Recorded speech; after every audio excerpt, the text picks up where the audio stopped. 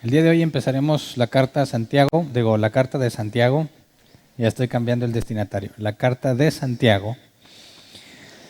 Y como cada vez que empezamos a analizar una carta, vemos los datos en cuanto al autor, fecha, contexto y objetivo, vamos a ver brevemente el contexto de esta carta.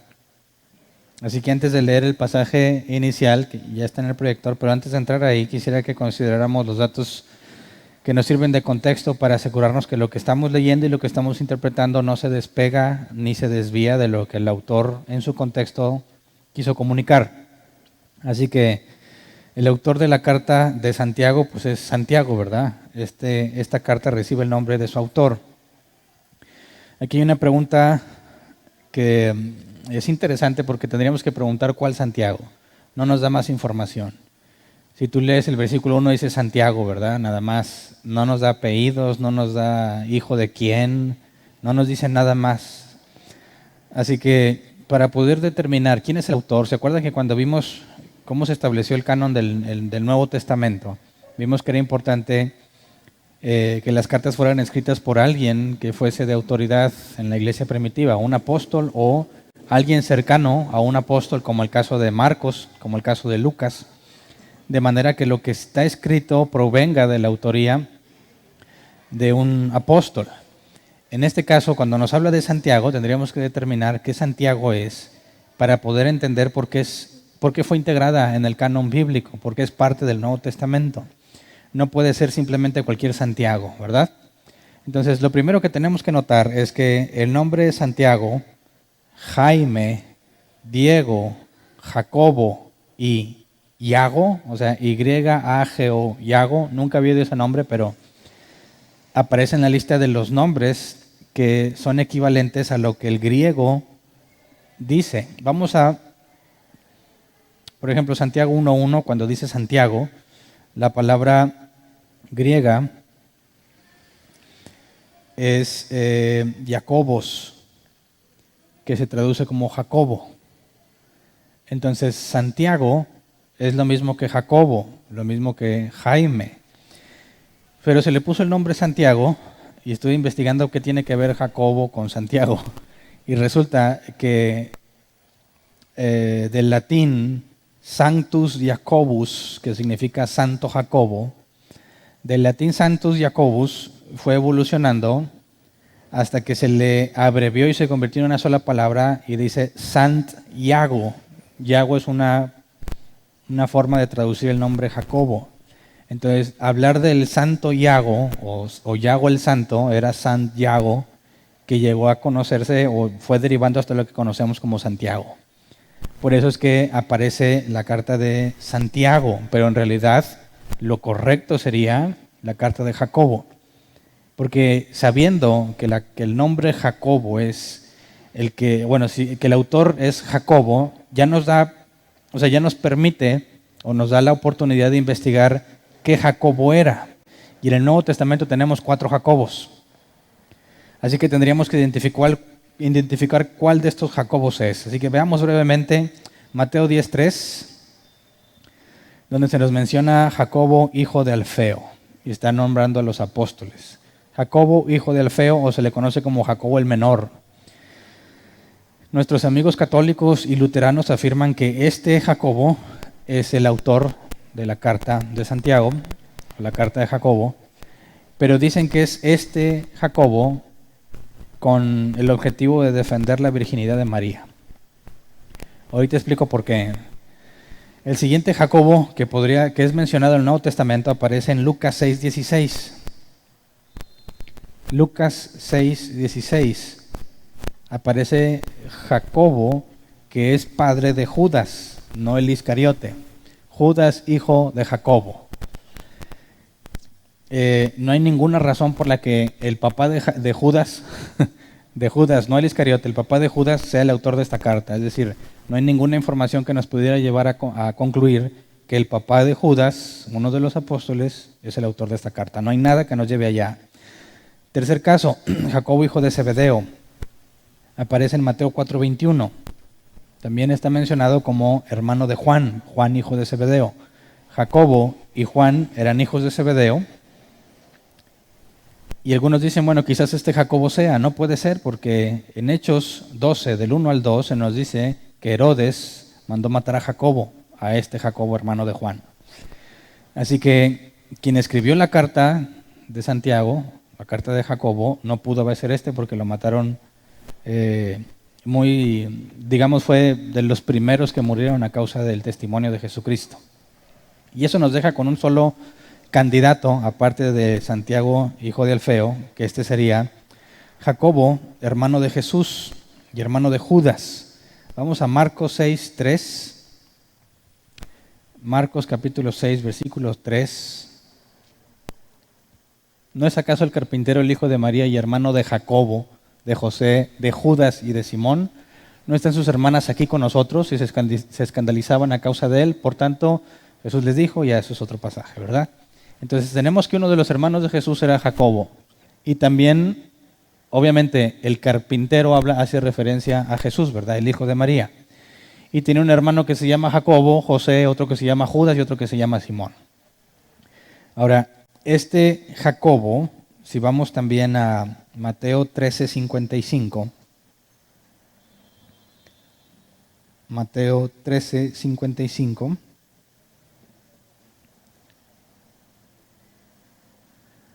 Nos dice otra vez, no se llama su madre María y no son sus hermanos Jacobo, José, Simón y Judas. Hay otra referencia que son hermanos. Y si tú lees Judas 1:1, vamos a Judas 1:1, porque Judas, cuando lleguemos a la carta esta de Judas, vamos a enfrentarnos al mismo problema. ¿Cuál Judas? Y Judas nos dice, Judas, siervo de Jesucristo y hermano de Jacobo. Así que Jacobo tiene que tener un hermano que se llama Judas, ¿verdad? Y Jacobo, hijo de Alfeo, la primera opción que nuestros amigos católicos eligen con tal de defender la virginidad de María, no nos da información de sus hermanos. Sabemos que Judas es hermano de Jacobo, Jacobo es uno de los hermanos del Señor, pero tú dices, bueno, ¿cómo sabes que es ese Jacobo en particular, verdad?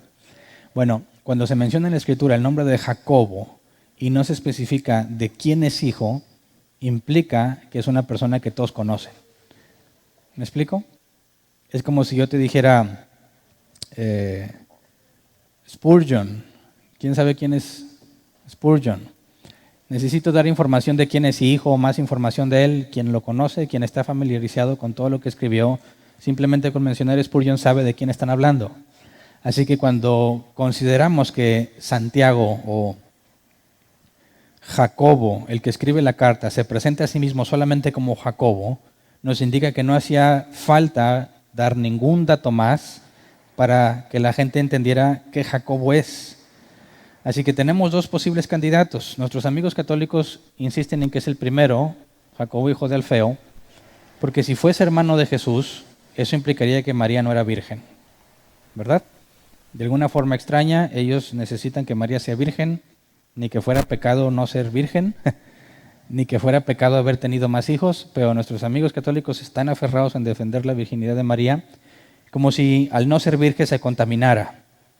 Entonces, si ellos aceptaran que Jacobo, uno de los hermanos de Jesús, o digamos medio hermano, ¿verdad? Porque no es el mismo padre, medio hermano de Jesús, pues nuestros amigos católicos tenían un problema con su doctrina acerca de María.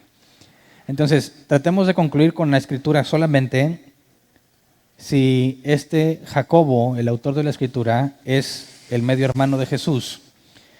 Vamos a Juan 7:5, donde se nos dice, voy a poner como unos 4 o 5 versículos en conjunto para poder entender cómo es que este Jacobo en particular no necesita credenciales, no necesita decir de quién es hijo, ni necesita más información para que sepas quién es él. En Juan 7:5 se nos dice que lo cierto es que ni siquiera sus hermanos creían en él, incluido Jacobo, Judas, ¿verdad? Jacobo no creía en Jesús. Jesús se apareció a Jacobo en 1 Corintios 15, 6 al 8. Vamos a 1 Corintios 15, 6 al 8. En este pasaje Pablo está diciendo, les dice, yo le transmito lo que recibí. Y empieza a decir todo lo que le enseñaron que pasó con Jesús porque él no lo vivió y no estuvo ahí. Está hablando del ministerio de Cristo y la resurrección. Dice, después se apareció a más de 500 hermanos a la vez, la mayoría de los cuales vive todavía, aunque algunos han muerto. Luego se apareció a Jacobo, más tarde a todos los apóstoles. Pausa.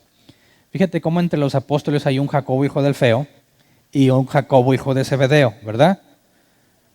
Si para cuando Pablo escribió esto, Jacobo hijo de Zebedeo ya lo habían matado, entonces nada más nos queda Jacobo hijo de Alfeo. Pero habla de un Jacobo y de los demás apóstoles.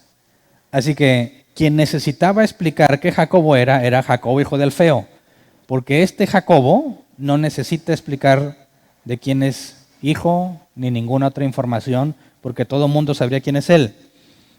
Este Jacobo no es uno de los apóstoles.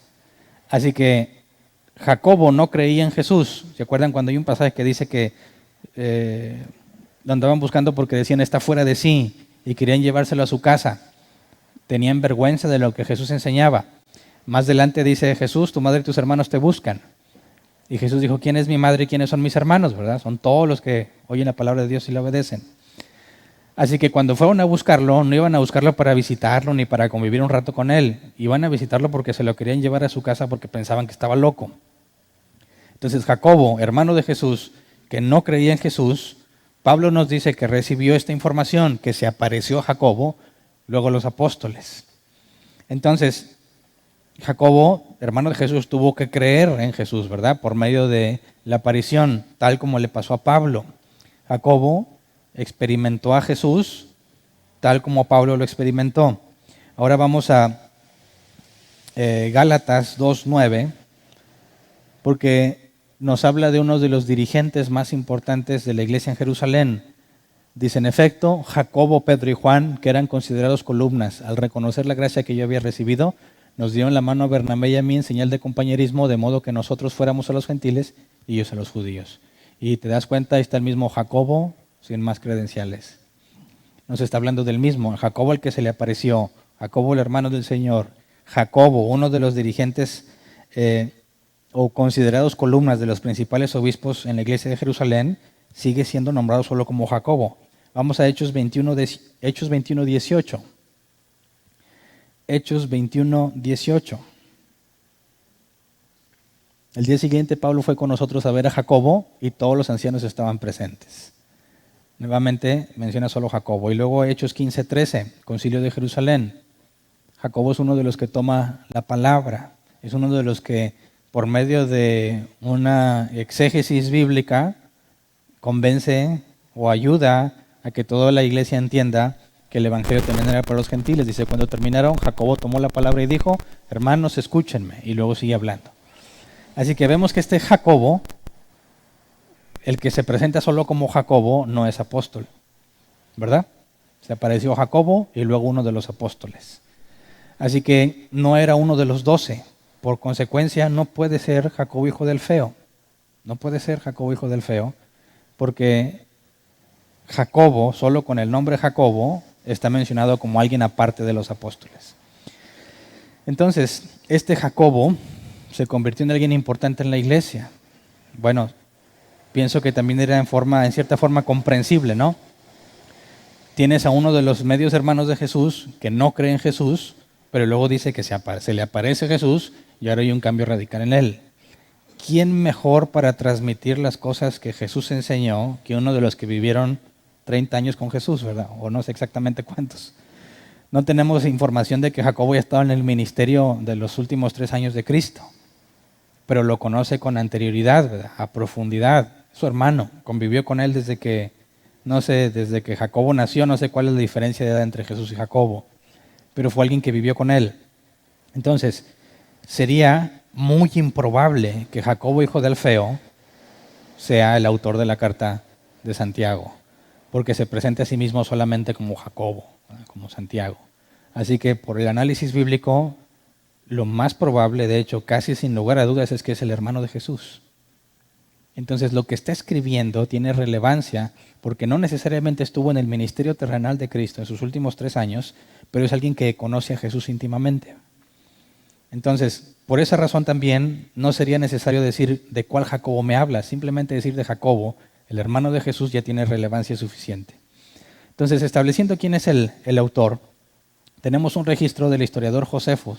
¿Se acuerdan que hemos hablado de Josefo?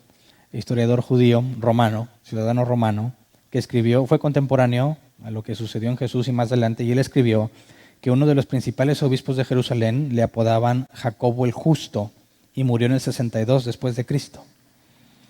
De manera que es seguramente este mismo Jacobo, dirigente de la iglesia. Sí, Jacobo participó en el concilio de Jerusalén, como lo vimos en Hechos 15. El concilio fue en el 50 después de Cristo. Entonces, ya que en la carta a Santiago no hay ninguna mención al concilio, es una carta que vamos a ver en el capítulo 1, dice que va, en el capítulo 1, versículo 1 y 2, va a los dispersados, a los hebreos o los judíos dispersados. Si es una carta que va a extender hacia los judíos dispersos y no les habla de lo que acordaron en el concilio de Jerusalén, considerando que el concilio ya había pasado, no tiene sentido que les mande un mensaje y no refuerce lo que decidió el concilio. Así que la gran mayoría de los que yo pude leer, que son expertos en ese tema, concuerdan en que esta carta fue escrita antes del concilio de Jerusalén, antes del 50. Entonces la sitúan entre el 44 y el 49. Es una fecha un rango amplio, ¿verdad? Entre el 44 y el 49, antes del concilio. Y eso la convertiría en una de las cartas más viejas del Nuevo Testamento. Es decir, de las primeras que se escribieron y se archivaron como información importante. En cuanto al contexto, pues los destinatarios son los judíos dispersos, pero no nos dice por qué están dispersos, ¿verdad? ¿Por qué se fueron? Si consideramos que en Hechos 8.1 nos habla de que a causa de lo que hicieron con Esteban, de que lo mataron, se desató una persecución donde Saulo tenía un papel importante en perseguir a los cristianos. Sabemos que después de que mataron a Esteban, muchos judíos huyeron de Jerusalén y se empezaron a dispersar. Estos son los posibles destinatarios, los que se dispersaron a causa de la muerte de Esteban. O en Hechos 12, del 1 al 2, nos habla de que mataron a Jacobo porque Herodes empezó a encarcelar a varios en la iglesia. El fin de matarlos fue cuando también encarcelaron a Pedro, pero Dios mandó un ángel para liberar a Pedro.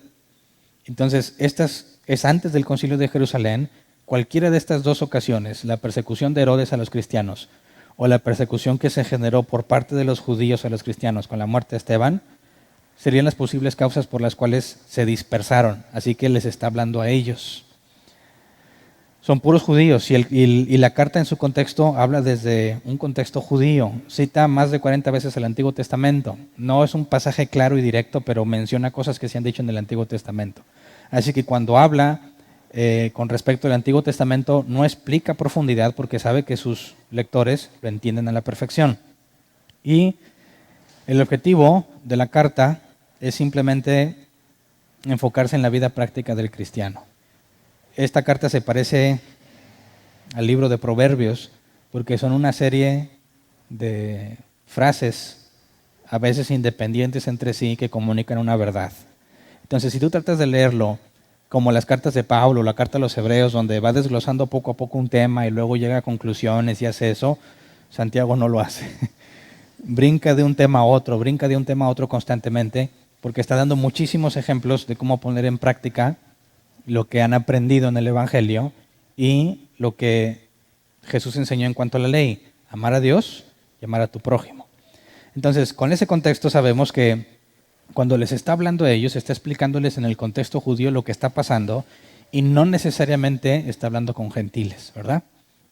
Si es antes del concilio, todavía no se decidía ni estaba bien estipulado que los gentiles también alcanzaban el Evangelio, ¿verdad? Sabemos que eso fue hasta Hechos 15. Entonces empecemos a analizar el pasaje inicial. Vamos a Santiago 1:22, que es el que vamos a tomar como referencia. Dice: no se contenten solo con escuchar la palabra, pues así se engañan ustedes mismos. Llévenla a la práctica. Y el nombre del tema es llévenla a la práctica. Y de hecho, eso refleja el objetivo de toda la carta.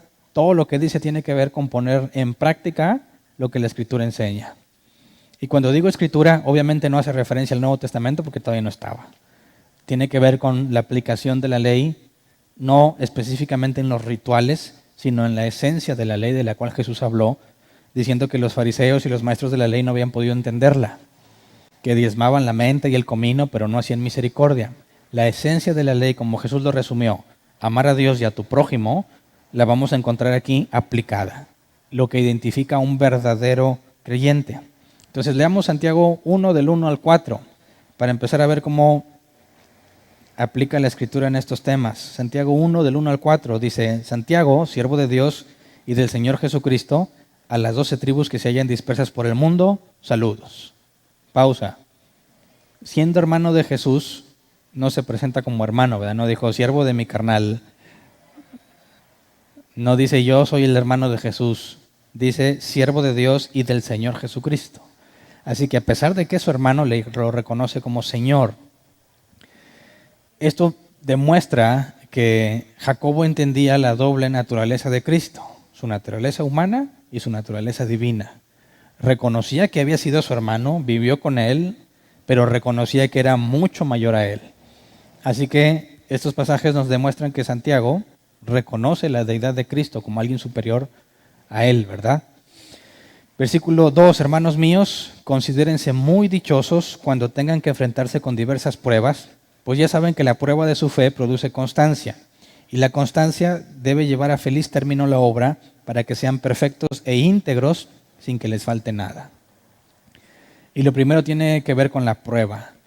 Y esta palabra es interesante porque más adelante la va a usar en sentido negativo.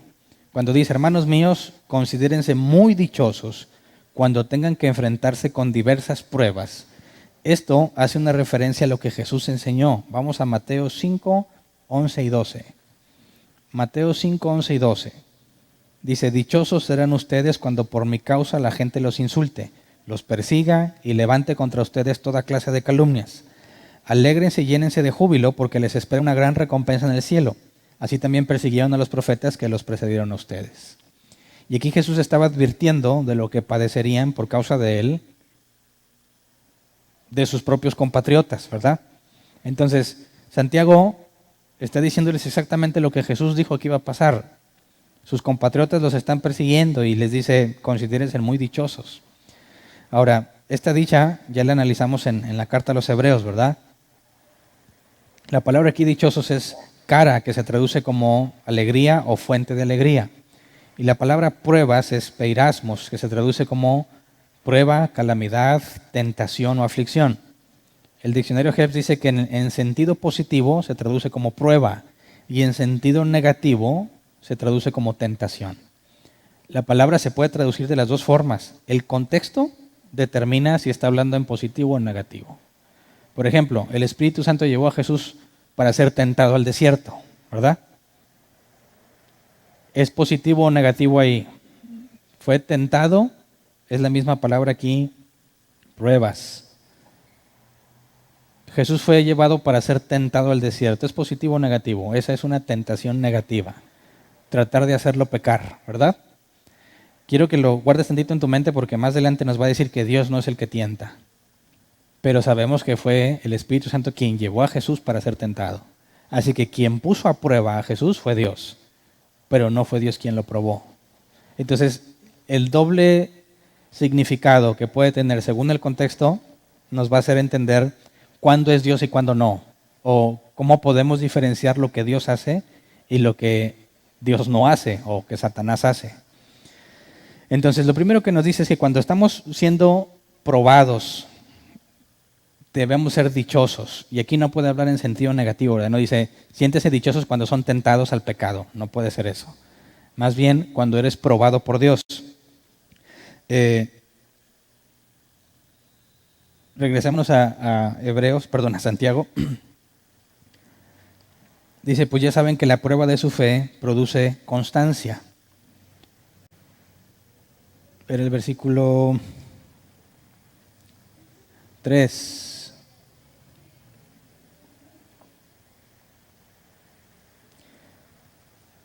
Pues ya saben que la prueba de su fe produce constancia. La Reina Valera 60 dice, sabiendo que la prueba de vuestra fe produce paciencia.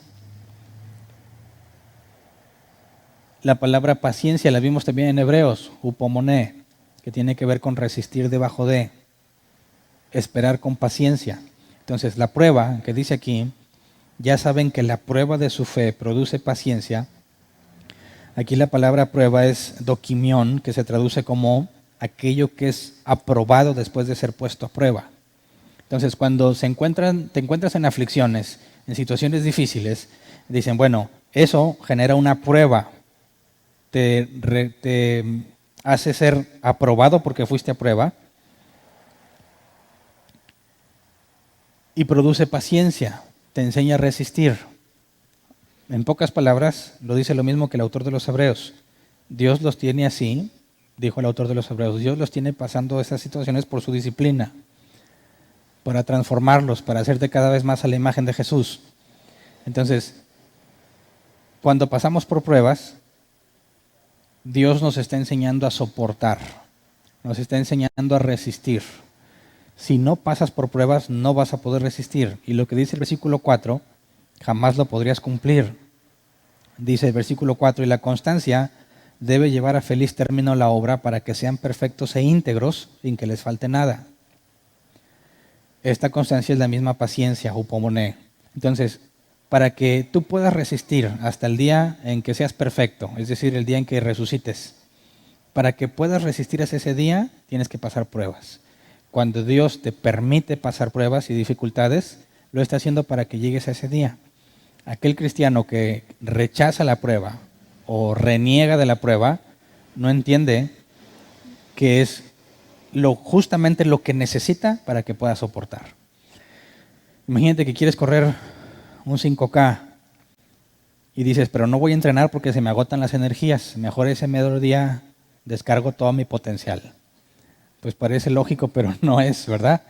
Porque a menos que tengas un hábito y tu cuerpo resista el correr, no una vez, muchas veces 5 kilómetros para poder tener un buen desempeño en esa carrera de 5K, a menos que te esfuerces y sudes y prepares tu cuerpo y aligeres tu peso y todo lo que tienes que hacer para que lo puedas resistir, a menos que hagas eso, jamás vas a poder sobrevivirlo.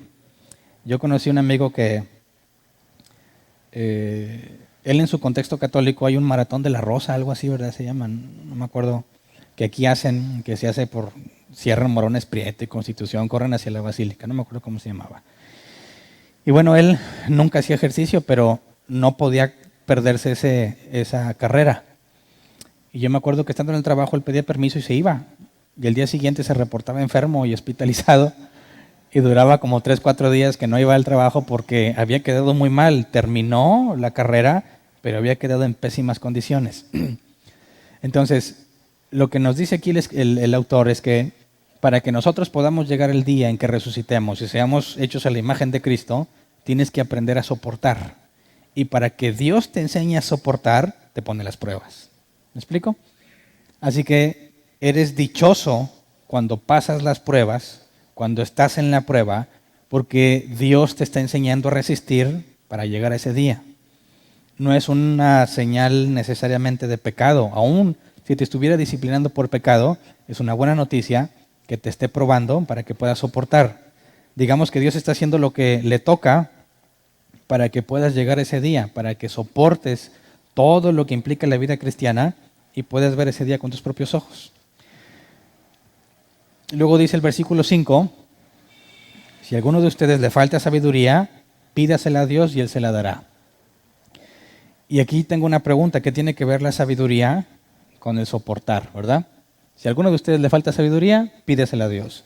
Y Él se la dará, pues Dios da a todos generosamente sin menospreciar a nadie. Entonces, ¿cuál es la relación entre la constancia, que en griego es la resistencia, la paciencia? ¿Qué relación tiene eso con la sabiduría? Te dice, dichoso eres en las pruebas, porque eso te enseña a soportar. Y si te falta sabiduría, pídesela a Dios. ¿Qué tiene que ver la sabiduría con soportar? ¿Se requiere sabiduría para soportar o no? ¿Qué es la sabiduría? Para empezar, la palabra griega es Sofía o Sofía. Y hay muchísimas explicaciones de lo que es conocimiento aplicado, conocimiento puesto en práctica, la habilidad de resolver cosas por medio del conocimiento que adquiriste. Pero a mí me gusta mucho la que explican como conocimiento aplicado. Tú puedes tener mucho conocimiento y no ser sabio. Eres sabio cuando el conocimiento que tienes lo aplicas. Y tenemos el caso de Salomón, cuando tenía que decidir cuál de las 2 prostitutas es la que había matado a su bebé y cuál era la mamá del bebé que tenían ahí. Asumo que todos conocen esa historia. Salomón decide, bueno, pues corten el bebé a la mitad. Y la mamá falsa dice, sí, pártelo, es lo justo. La verdadera madre dice, no lo partes, mejor dáselo a ella. Y Salomón detecta quién es la verdadera madre, ¿verdad? La que ama a su hijo de tal manera que no le importa perderlo, pero que siga vivo. Y todos se asombraban de la sabiduría de Salomón. Entonces, el conocimiento que Dios le dio a Salomón, al momento de aplicarlo se convierte en sabiduría. ¿Cómo entendemos entonces a un cristiano cuando el autor nos dice tienes que llevar a la práctica la palabra? ¿Qué es lo que necesitas entonces? Sabiduría. ¿Me explico? La falta de sabiduría te hace renegar en la prueba, ya que no lo llevas a la práctica. La resistencia, el soportar lo que estás pasando, que a veces no sufrimos nada, a veces está muy bien lo que estamos viviendo, a veces no. El poder soportarlo tiene que ver con sabiduría, con aplicar el conocimiento que hemos recibido. Si la Escritura dice, en nuestro caso, si la Escritura dice todo obra para bien, para aquellos que conforme a su propósito fueron llamados, y lo sabes, pero estás angustiado y sufriendo cuando estás siendo puesto a prueba en dificultades, no eres sabio. Tienes el conocimiento, pero no lo aplicas. ¿Me explico? ¿De qué te sirve? Como yo he visto videos donde hay personas que te apantallan bien feo diciendo, a ver, dime un pasaje de la Escritura y yo te digo qué dice. Y dice, ahí te va a ver, Job 3:4 y lo dice. Génesis 26 está y lo dice. Apocalipsis está y lo dice, y lo dice, y lo dice. Dicen, wow, qué hombre tan espiritual. Bueno, quizás tiene mucho conocimiento, no necesariamente sabiduría. ¿Qué haces con todo lo que sabes? Si no eres capaz de llevarlo a la práctica, no eres sabio. Entonces Santiago está diciéndote, mira, tienes que soportar. Y si no puedes soportar, es que no tienes sabiduría y necesitas pedírsela a Dios. La fuente de la sabiduría solamente puede ser Dios. ¿Me explico? Si quieres aplicar lo que sabes, tiene que ver con Dios en cuanto a la vida de un cristiano. Porque en el capítulo 3, vamos a Santiago 3:17, nos habla de dos tipos de sabiduría. La que viene de Dios y la que no viene de Dios. Pero leamos en la traducción lenguaje actual, Santiago 3:17. Nomás nos adelantamos tantito para ver de qué tipo de sabiduría es la que le pides a Dios. Dice, en cambio, los que tienen la sabiduría que viene de Dios, no hacen lo malo, al contrario, buscan la paz, son obedientes y amables con los demás, se compadecen de los que sufren y siempre hacen lo bueno, tratan a todos de la misma manera y son verdaderos cristianos. Así que esa es la sabiduría que proviene de Dios, el poder aplicar su palabra. Porque si tienes conocimiento que no proviene de Dios, como el que no tranza no avanza, que sabemos que Salomón también dijo que el soborno era cosa dulce, lo estoy parafraseando, no me acuerdo exactamente cómo dice. Dicen algunos, mira, la Biblia permite el soborno. No. No está diciendo que puedes sobornar, está diciendo que el soborno es dulce.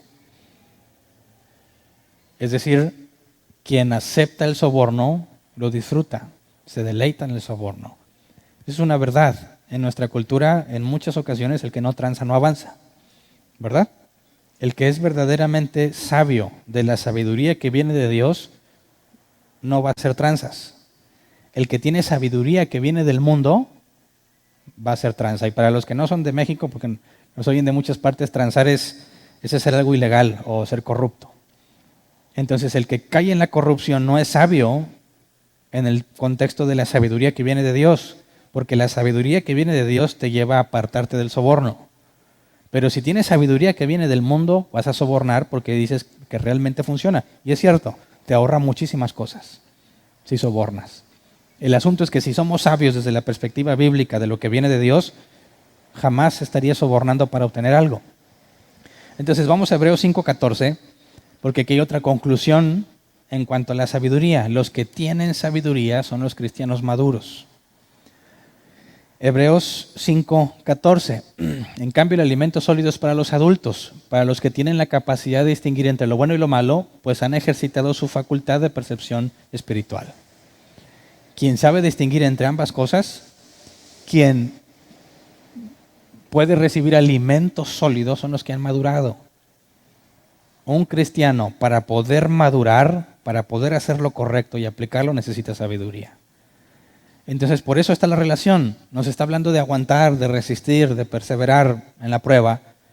pero no lo vas a poder hacer si te falta sabiduría. Podrás tener mucho conocimiento. ¿Me explico? Podrás oír a los mejores predicadores si tú quieres, pero si no eres capaz de eso que aprendiste, ponerlo en práctica, no eres sabio. Entonces, si te falta sabiduría, ¿a quién se la debes de pedir? A Dios. ¿Y qué va a hacer Dios para darte sabiduría? ¿Qué crees? ¿Te va a dar problemas? Bueno, va a permitir que experimentes problemas para que empieces a aplicar lo que aprendiste. Entonces, quien ingenuamente le diga, Señor, dame sabiduría como Salomón, sabemos que Salomón es un caso especial, ¿verdad? Y Dios dijo que no habría ningún otro como él, así que no le puedes pedir lo que le dio a Salomón, no va a haber ningún otro como él. Si tú y yo le pedimos sabiduría, ¿qué te va a dar? Oportunidades para que lo apliques como resistir. Entonces, si tú le dices, oye, como pasó o pasa con muchos cristianos y me pasó a mí, resulta que me hago cristiano para tener una vida mejor y me va peor. Me prometieron prosperidad y encontré puras dificultades. Mal que bien, mi familia estaba junta, nos hicimos cristianos y se dividió. Y decía, pues ¿por qué? No concuerda, que regresen las entradas. Me prometieron otra cosa y no me la cumplieron. Y me costó mucho trabajo entender por qué. Precisamente porque Dios quiere que avances, que empieces a caminar hacia la madurez, y eso no se consigue sino por medio de la prueba.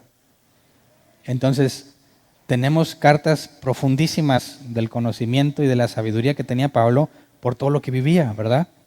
Todo lo que aprendió a soportar, apedreadas, encarceladas, latigazos, todo lo que soportó, a la hora de escribir y transmitir, había mucha sabiduría en lo que él dice. Hay personas que dicen, Señor, ayúdame a hablar de tu palabra con poder. Bueno, ¿sabes lo que estás pidiendo? Estás pidiendo muchas dificultades para tu vida, para que aprendas a aplicar la Escritura, veas los resultados, a veces buenos y a veces malos, y entonces te sepas transmitir lo que dice una porción quizás de la Escritura, o que sepas decir, esta Escritura se aplica así, ya lo viví, no hagas esto porque yo lo hice y no me funcionó, o haz esto porque resulta bien. Pero todo ese conocimiento implica una barrida y una trapeada previa para que sepas de lo que estás hablando. Así que una persona que se mete de lleno y tenga mucha teoría y sepa mucho de doctrina, no puede ser un cristiano eficiente a la hora de transmitirla porque carece de sabiduría, que no la ha aplicado. Y de eso hay muchísimo en las redes sociales. Se pelean por cualquier cosa, ¿verdad? Y no son más que debates intelectuales. Pero te aseguro que prácticamente ninguno de los que está debatiendo lleva una vida conforme a lo que la Biblia enseña. Entonces, ¿a dónde vas? ¿A qué ganas? Se convierte en el objetivo de obtener la razón o de humillar al contrincante, cuando nada de eso edifica, nada de eso nos ayuda. Se supone que cuando entramos en un argumento es porque queremos un bien para el que nos escucha. Les explicamos o damos defensa de nuestra fe por si Dios les concede arrepentirse. No se trata de humillar ni de ganar. Se trata de ser motivado por el amor, pero nunca lo vas a hacer si nos falta sabiduría. Entonces se la tenemos que pedir a Dios, ¿verdad? Regresémonos a Santiago. Vimos versículo 4, vamos a versículo...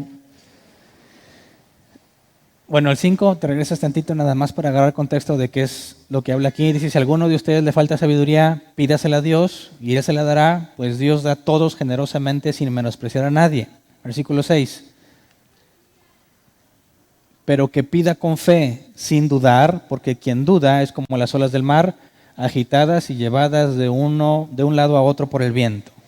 Así que nos habla de pedir con fe, ¿verdad? Pero pida con fe. Y a mí me enseñaron hace mucho que eso aplicaba para todo lo que tú quisieras pedir. Dice, tienes que pedir, Hernán, pero tienes que pedir con fe, sin dudar. Dice el versículo 7, quien es así no piense que va a recibir cosa alguna del Señor. Es indeciso e inconstante en todo lo que hace. Y de aquí desprenden una doctrina. Dicen, si tú le vas a pedir algo a Dios, hazlo con fe y sin dudar. Porque si no tienes fe o dudas, no vas a recibir nada del Señor, ¿verdad?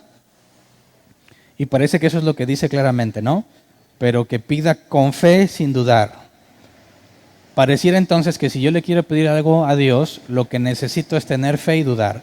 Ponerle fe a mi oración, ¿verdad? Y a veces yo les digo con ustedes jugando, vamos a orar, pero oren con fe, o sea, échenle fe, porque si no, no funciona. ¿Qué opinas? ¿Es cierto o no? ¿Lo que pides con fe te lo va a dar? Para empezar, el contexto de qué está hablando. ¿Pedir qué? Sabiduría, ¿verdad? No habla de pedir lo que tú quieras. Habla de pedir sabiduría. Ahora, si vas a pedir sabiduría, tienes que pedir con fe. Eso significa entonces que yo digo, Dios, dame sabiduría y te lo pido con mucha fe. O sea, yo le agrego la fe a mi oración. ¿Qué pasa si no le eché suficiente fe?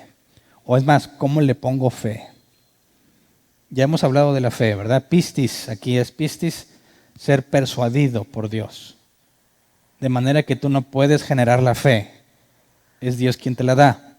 Entonces, si tú quieres orar y ponerle fe, estás incapacitado para hacerlo, porque es Dios quien le da la fe.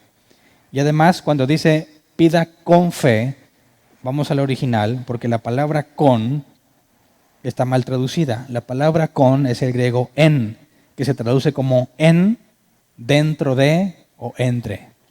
El diccionario Helps nos dice que se traduce como en, condición en la cual algo opera desde adentro. Así que no es de que le pongas algo a tu oración, sino que ores desde la fe, dentro de la fe.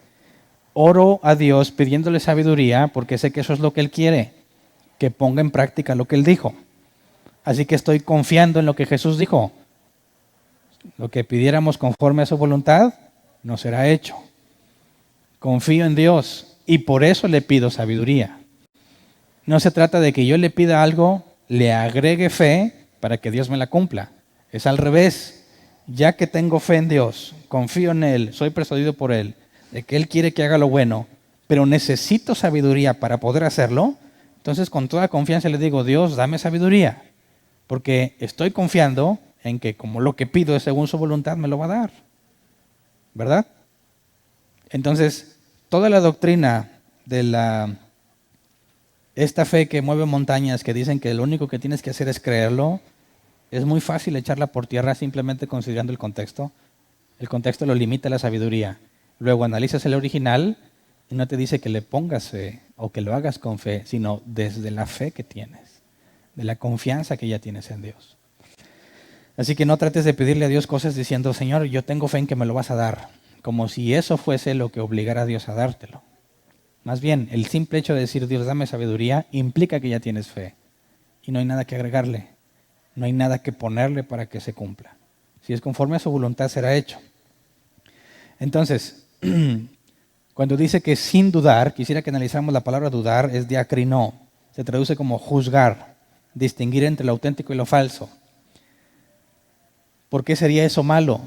Pero que pida con fe sin dudar, sin juzgar, sin distinguir. Algunos piensan que hace referencia a la fe ciega.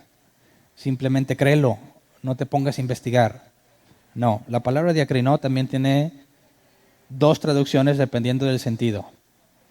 En sentido positivo, algo bueno, diacrino, es investigar a fondo, según el diccionario Helps. Un razonamiento profundo. Muchas veces el apóstol Pablo nos llama a juzgar. No a los de afuera, sino a los de adentro. Cuando alguien profetice, los demás juzguen. Los cristianos debemos razonar a fondo muchas cosas. Pero aquí nos dice que debemos pedir sin razonarlo. Y ese es el sentido negativo de la palabra, que se traduce como sobrejuzgar algo, vacilar. Entonces veamos un ejemplo. Lo he usado varias veces. Viene Jesús a la barca caminando sobre el agua. Pedro le dice, si eres tú, haz que yo camine hacia ti, ¿verdad? Jesús le dice, ven. Pedro se baja de la barca y empieza a caminar sobre el agua. ¿Tuvo fe para caminar sobre el agua? No, porque él no estaba confiando en que caminaría en el agua. Era una prueba para ver si ese que venía no era un fantasma, para ver si ese que venía era Jesús. Así que Pedro no sabía si iba a caminar o no, ¿verdad? Es una prueba. Si tú eres Jesús, que yo camine. Le dice, ven. ¿Ya está convencido? No, ¿verdad? Tuvo que haberle hecho, tentarle, sí se puede, y empezó a caminar sobre el agua. Solo dos personas en la Biblia han caminado sobre el agua, Jesús y Pedro. ¿Y luego qué pasó con Pedro? empezó a ver la tormenta, el viento fuerte y se empezó a hundir, ¿verdad? Jesús lo regaña porque dudó. ¿Qué fue lo que pasó con Pedro? ¿Por qué se hundió si ya estaba caminando sobre el agua? Porque en el sentido negativo se puso a sobrejuzgar la situación. Es decir, esto no puede estar pasando, esto no es normal, yo debería hundirme. Ningún ser humano puede hacer esto. Y entonces lo que ya estás viendo que sucede, lo sobrejuzgas, exageras en tu razonamiento no necesario, porque ya está pasando, y eso se te toma como falta de fe. No confiaste en Dios. Y regaña a Jesús a Pedro, ¿verdad? ¿Por qué dudaste? Ahí está el punto. Nos habla de juzgar en un sentido negativo. El pensar demasiado lo que Dios te dijo que hicieras, en lugar de confiar en Él. Entonces, no habla de una duda en el sentido de que, ¿qué tal si no pasa? No es eso, sino un análisis exagerado de lo que Dios dijo que iba a pasar. En sentido negativo diría, ¿sabes qué? Ya lo pensé bien y es imposible que yo esté caminando sobre el agua, diría Pedro, aunque está caminando sobre el agua, ¿verdad? Es imposible que yo pueda seguir avanzando en los caminos de Dios cuando el simple hecho de pensar eso es porque Dios ya te está sosteniendo. Entonces aquí no se trata de que te pase por la mente una duda, sino de que le inviertas demasiado tiempo pensando todas las razones por las cuales no puede pasar lo que Dios dijo que pasara. ¿Me explico? Entonces dice que quien duda es como las olas del mar agitadas y llevadas de un lado a otro por el viento. Si lo que hacemos no está basado en la confianza en Dios, no vas a ningún lado, ¿verdad? Si tú vas en una barca y no tiene velas, el viento sopla a favor o en contra. Pues quién sabe, ¿verdad? Ni a favor ni en contra porque no vas a ningún lado. Entonces, eres llevado como las olas del mar, no tienes un destino, no vas hacia ningún lado, no sabes lo que está pasando por ti. Algo más te controla. Dice, quien es así no piense que va a recibir cosa alguna del Señor. Es indeciso e inconstante en todo lo que hace. Quisiera que leyéramos la Reina Valera 60 en el versículo 8. Reina Valera 60 nos dice, el hombre de doble ánimo es inconstante en todos sus caminos. Doble ánimo. La palabra para doble ánimo es dipsukos, que se traduce como dos mentes o dos almas. Y según lo que encontré, muchos piensan que esa palabra la inventó Santiago porque no la han hallado en ningún otro lado. Dos mentes o dos almas. Algunos dicen que se refiere a una especie de esquizofrenia o doble personalidad. ¿Quién es alguien? Bueno, muchos hemos escuchado la palabra esquizofrenia, ¿verdad? La esquizofrenia, según vi varios diccionarios en cuanto a las cosas que presentan o lo que te ayuda a determinar que tiene esquizofrenia, dice una persona con esquizofrenia por lo general muestra un lenguaje y pensamientos desorganizados, delirios, alucinaciones, trastornos afectivos y conducta inadecuada. Está diciéndonos Santiago, quien no hace las cosas basado en la confianza en Dios es como un esquizofrénico. Es alguien que no tiene sentido en lo que hace. Es alguien que lo mueve las olas, no va ni viene, no está haciendo nada, no sirve para nada. ¿Me explico? Eso incluye a los que le quieren poner fe a su oración para conseguir lo que quieren. Están igual de perdidos, no van a ningún lado. No sirve, es brujería lo que hacen ahora. Piensan que por decir ciertas palabras como en el nombre de Jesús y todo eso, piensan que se les va a cumplir las cosas. Raya en la brujería lo que están haciendo. Y según la Biblia, no vas a recibir lo que quieres. Eres como una persona de doble personalidad. Quizás un bipolar. Un día está feliz y el otro día no, ¿verdad? No sé si recuerdas tu vida de creyente cuando creías en la confesión positiva y decías, hoy va a ser un día de victoria, lo declaro en el nombre de Jesús, y luego andabas echando corajes por las cosas que te habían pasado mal en el día, y dices, pues ¿quién te entiende? En la mañana estabas bien victorioso, y en un ratito ya estás echando pestes. Ese es el tipo de persona de doble ánimo. No va a ningún lado, no avanza. Al día de la mañana vuelve a decir, bueno, ahora sí voy a confesar con más fe. Y le vuelve a pasar lo mismo. Habrá días en que parece que le funciona, ¿verdad? Pero eso no significa que sea verdadero. Hay días en los que se le viene por tierra todo. De ese tipo de personas habla Santiago. No puedes hacer nada si no está basado en una confianza en Dios. Si no estás confiando en que Él te sostiene, lo que hagas sin esa confianza de nada te sirve. Vamos al versículo 9 al 11. El hermano de condición humilde debe sentirse orgulloso de su alta dignidad, y el rico de su humilde condición. El rico pasará como la flor del campo, el sol cuando sale seca la planta con su calor abrasador, a ésta se le cae la flor y pierde su belleza. Así se marchitará también el rico en todas sus empresas. Y fíjese, aquí ya cambió de tema completamente, ¿verdad? Aquí ya no tiene nada que ver con soportar, ni la sabiduría, ni nada de eso. Aquí se brinca a otro tema y tiene que ver con las riquezas, el tenerlas o la ausencia de ellas. Y algunos ven estos pasajes y cuando lo leen, como yo hace años lo leía, decía, bueno, es malo ser rico, ¿verdad? Porque el que es rico se va a secar como la planta. El rico pasará como la flor del campo, se marchitará en todas sus empresas. Dice, no, pues ser rico es del diablo. Y yo he conocido congregaciones en las que ni se te ocurra que te vaya bien porque no te la vas a acabar de pecador. Me van a decir que hiciste un pacto con Satanás. Entonces, si andabas pobre y de repente te dan un buen aumento de sueldo o conseguiste un mejor trabajo y te empieza a ir bien, luego empiezan de que, este ya pactó con el diablo porque ser rico es malo. Bueno, no puede ser. Sabemos que la riqueza en sí misma no es el pecado, sino lo que haces con ella, ¿verdad? ¿Quién le dio las riquezas a Salomón? Dios. ¿Quién le dio riqueza a Abraham? Dios. Si la riqueza es mala, ¿Dios le daría algo malo? No puede ser. Así que la riqueza no es el problema, sino lo que haces con las riquezas. Así que en este caso, el rico, podemos ver claramente que los ricos mencionados aquí no son creyentes. Más adelante nos va a dar más información de cómo los ricos oprimen a la gente y los llevan a los tribunales. Hasta ahorita lo que nos dice que no, el rico pasará como la flor del campo. Ninguna de sus empresas prosperará. En el contexto judío, el que te vaya bien significaba que estabas bendecido. Si te iba mal, se supone que estás bajo maldición. Y hoy en día hay muchos cristianos que quieren hacer lo mismo. Piensan que porque tienen les va bien y porque no tienen les va mal. Aquí lo que dice es directo. El que es de condición humilde, o sea, el que no tiene, debe sentirse orgulloso de su alta dignidad. No tengo dinero, pero soy hijo de Dios. Mis riquezas no son de este mundo, sino del venidero. Este mundo se va a acabar, con todas sus riquezas pasará. Jesús dijo, no procuren hacerse ricos aquí, ¿verdad? Sino allá, donde la polilla no carcome ni el ladrón roba.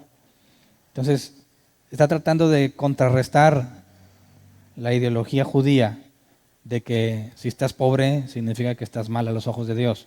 Dice, no, si estás pobre, no te avergüences ser pobre, sino enorgullézate en que Dios te llamó y que hay una promesa para la vida eterna.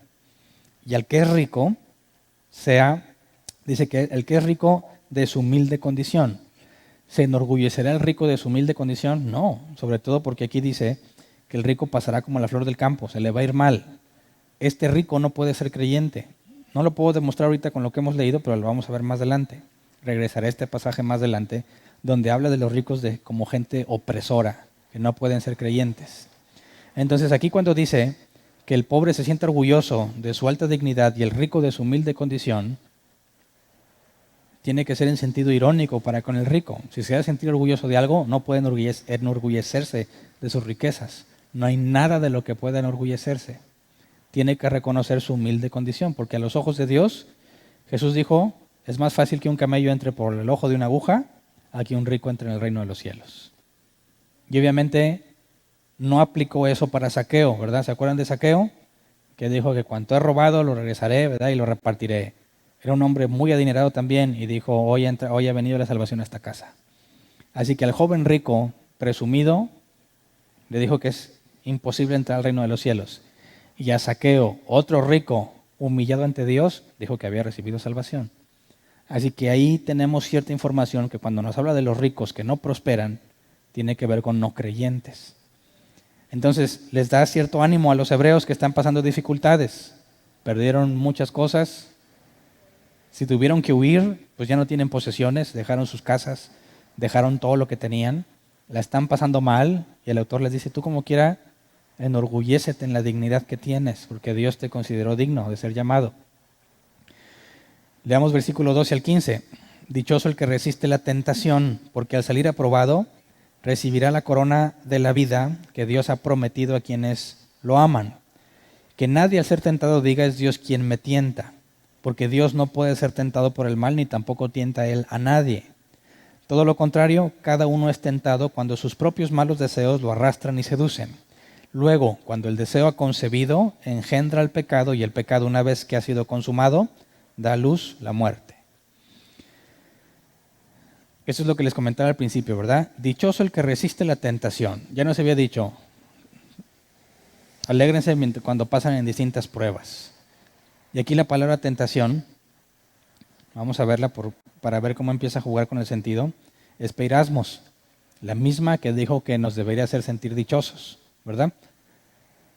Esta palabra aquí, cuando nos dice, dichoso el que resiste la tentación, sigue siendo en sentido positivo o negativo.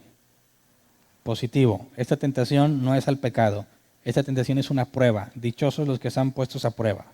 Al salir aprobado recibirá la corona de vida que Dios ha prometido a quienes lo aman. Pero luego dice que nadie al ser tentado diga es Dios quien me tienta. ¿Dios te pone a prueba, sí o no? Sí.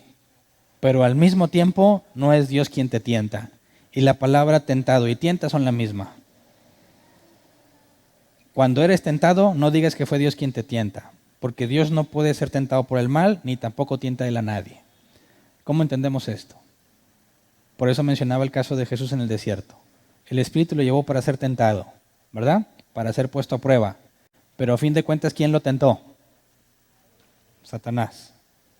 Entonces, ¿qué hace Dios cuando estamos en pruebas y somos tentados al pecado? Si Dios no te tienta y te tienta Satanás, pero es Dios quien te pone a prueba, ¿cómo funciona eso? ¿Fue idea de Satanás o fue idea de Dios?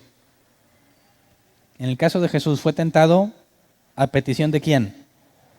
De Dios, ¿verdad? Porque el Espíritu Santo lo llevó al desierto para ser tentado.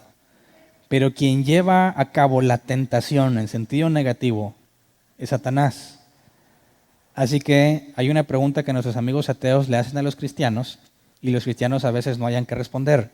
Les dicen, ¿Satanás es malo? Y dicen, sí. Ok. Si Satanás es malo, cuando te tienta, ¿lo hizo para él o para Dios? ¿Qué dirías? ¿Te tienta por motivación propia o Dios lo llevó a tentarte? Si dices, él me tiene que tentar, él solo. Bueno, cuando pecas, ¿qué haces? Pues le pido perdón a Dios.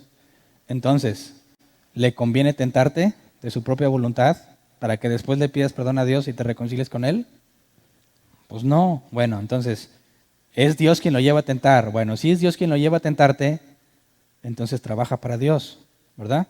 ¿Por qué le llamas malo? ¿Me explico? Cualquiera de los dos caminos que escojas te va a poner en problemas. Es cierto que Satanás es nuestro enemigo, ¿verdad? Lo sabemos. Pero también la Escritura dice que no nos puede hacer nada a menos que Dios lo permita. Y si Dios te pone a prueba para enseñarte a resistir, utiliza a Satanás para que te tiente. Pero la Biblia dice que en toda prueba nos dará la salida, ¿verdad? Y que todo obra para bien, para aquellos que conforme a su propósito fueron llamados. Entonces, ¿para quién trabaja Satanás a fin de cuentas? Para Dios. ¿Cómo? Es nuestro enemigo, nuestro, pero no de él. ¿Me explico? Aunque Satanás aborrezca a Dios, es siervo de Dios. La Escritura lo dice claramente, Jesús fue puesto sobre todo principado, potestad y autoridad. Está por encima de Satanás y tienen que hacer la voluntad del Padre. ¿Me explico? Entonces es culpa de Satanás que yo peque. No, sigamos leyendo. Versículo 14. Todo lo contrario, O sea, es Dios quien me tienta, dice el versículo 13, porque Dios no puede ser tentado por el mal ni tampoco tienta él a nadie. Todo lo contrario, cada uno es tentado cuando sus propios malos deseos lo arrastran y seducen. Luego, cuando el deseo ha concebido, engendra el pecado, y el pecado, una vez que ha sido consumado, da luz la muerte. Entonces, ¿es culpa de Satanás que pequemos? No, porque Satanás no te obliga. Satanás te sugiere, te propone, ¿verdad? A fin de cuentas pecas porque quieres. Pero Satanás no te va a proponer algo que no te interesa, ¿verdad? Porque aquí dice que somos tentados cuando sus propios malos deseos los arrastran y seducen. Así que no todos seremos tentados en la misma forma. Cada uno va a ser tentado según sus deseos. ¿Qué es lo que deseas? Ahí vas a ser tentado. Leamos la Reina Valera 60 porque nos dice una palabra extraña en nuestro idioma. Versículo 14, sino que cada uno es tentado cuando de su propia concupiscencia es atraído o seducido. Lo que la NBI nos dice, propios malos deseos, la Reina Valera 60 lo traduce como concupiscencia. Y la palabra griega es epithumia, que se traduce como un deseo, un anhelo, pasión o lujuria. El diccionario Helps dice es una pasión basada en sentimientos fuertes, puede ser positivo o negativo. Un deseo fuerte, profundo tuyo, puede llevarte a algo bueno o a algo malo. Deleítete en la ley de Jehová y Él te concederá las peticiones de tu corazón. Lo he dicho varias veces, la traducción correcta no es conceder, sino poner. Él pondrá los deseos de tu corazón. Va a haber momentos en los que tienes un deseo fuerte por servirle a Dios. Tienes concupiscencia de la buena. Un deseo fuerte que te lleva al bien. Pero si eres medio cleptómano y te gusta robar, cuando veas dinero ahí suelto, vas a tener un fuerte deseo de agarrarlo. Concupiscencia negativa. ¿La concupiscencia es pecado? Pregunto. ¿Sí o no? ¿La concupiscencia es pecado? No, porque puede ser para bien o para mal. ¿En qué momento pecas? Según Santiago. Hasta que llevas a la acción. ¿Me explico?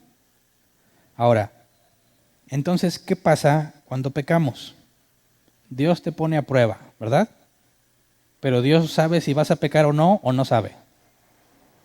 Ya sabe. Entonces, Dios pone a prueba no para saber lo que va a pasar, sino para que tú sepas cómo andas, ¿verdad? Entonces, permite que Satanás te ofrezca algo que tú quieres mucho.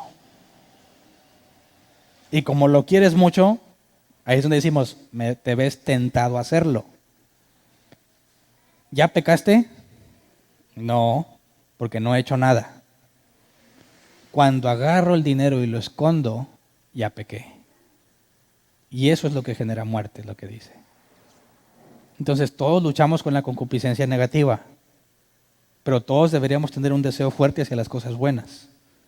De manera que el pecado consiste en no controlar tus propios deseos ante la oportunidad de llevarlos a cabo, deseos negativos.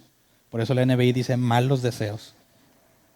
Cuando no pude controlar y lo hago, entonces no aprobé. Pero Dios ya sabía que no la aprobaría. El que no sabía era yo. ¿Cuántas veces te has sentido un cristiano bien santo?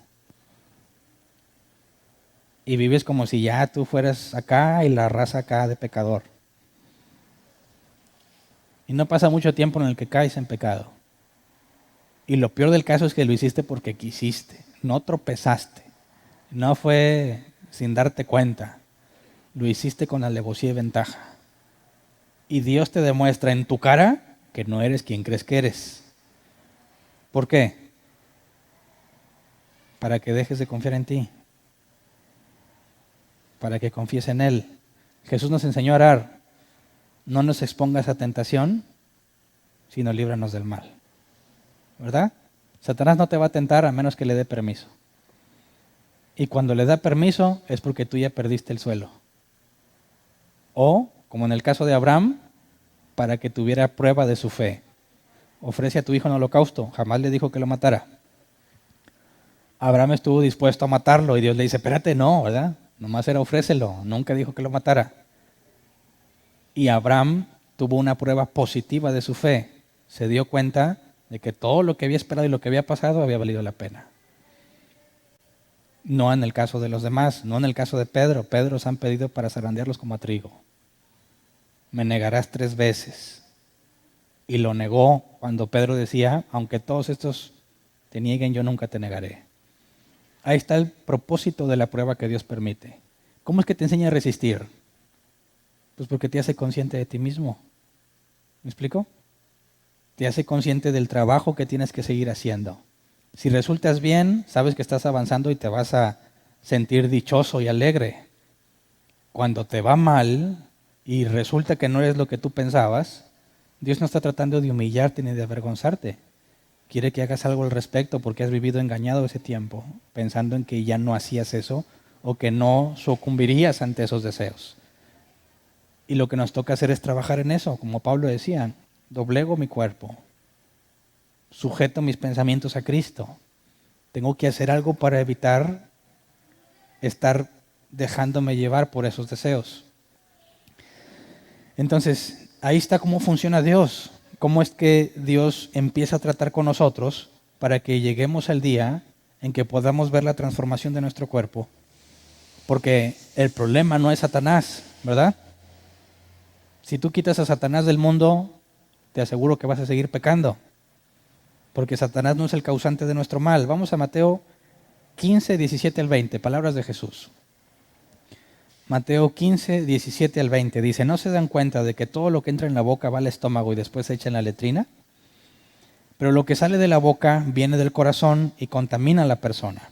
Porque del corazón salen los malos pensamientos, los homicidios, los adulterios, la inmoralidad sexual, los robos, los falsos testimonios, las calumnias. Estas son las cosas que contaminan a la persona y no el comer sin lavarse las manos. Entonces, ¿cómo es que te contaminas? Cuando haces lo que tú deseas.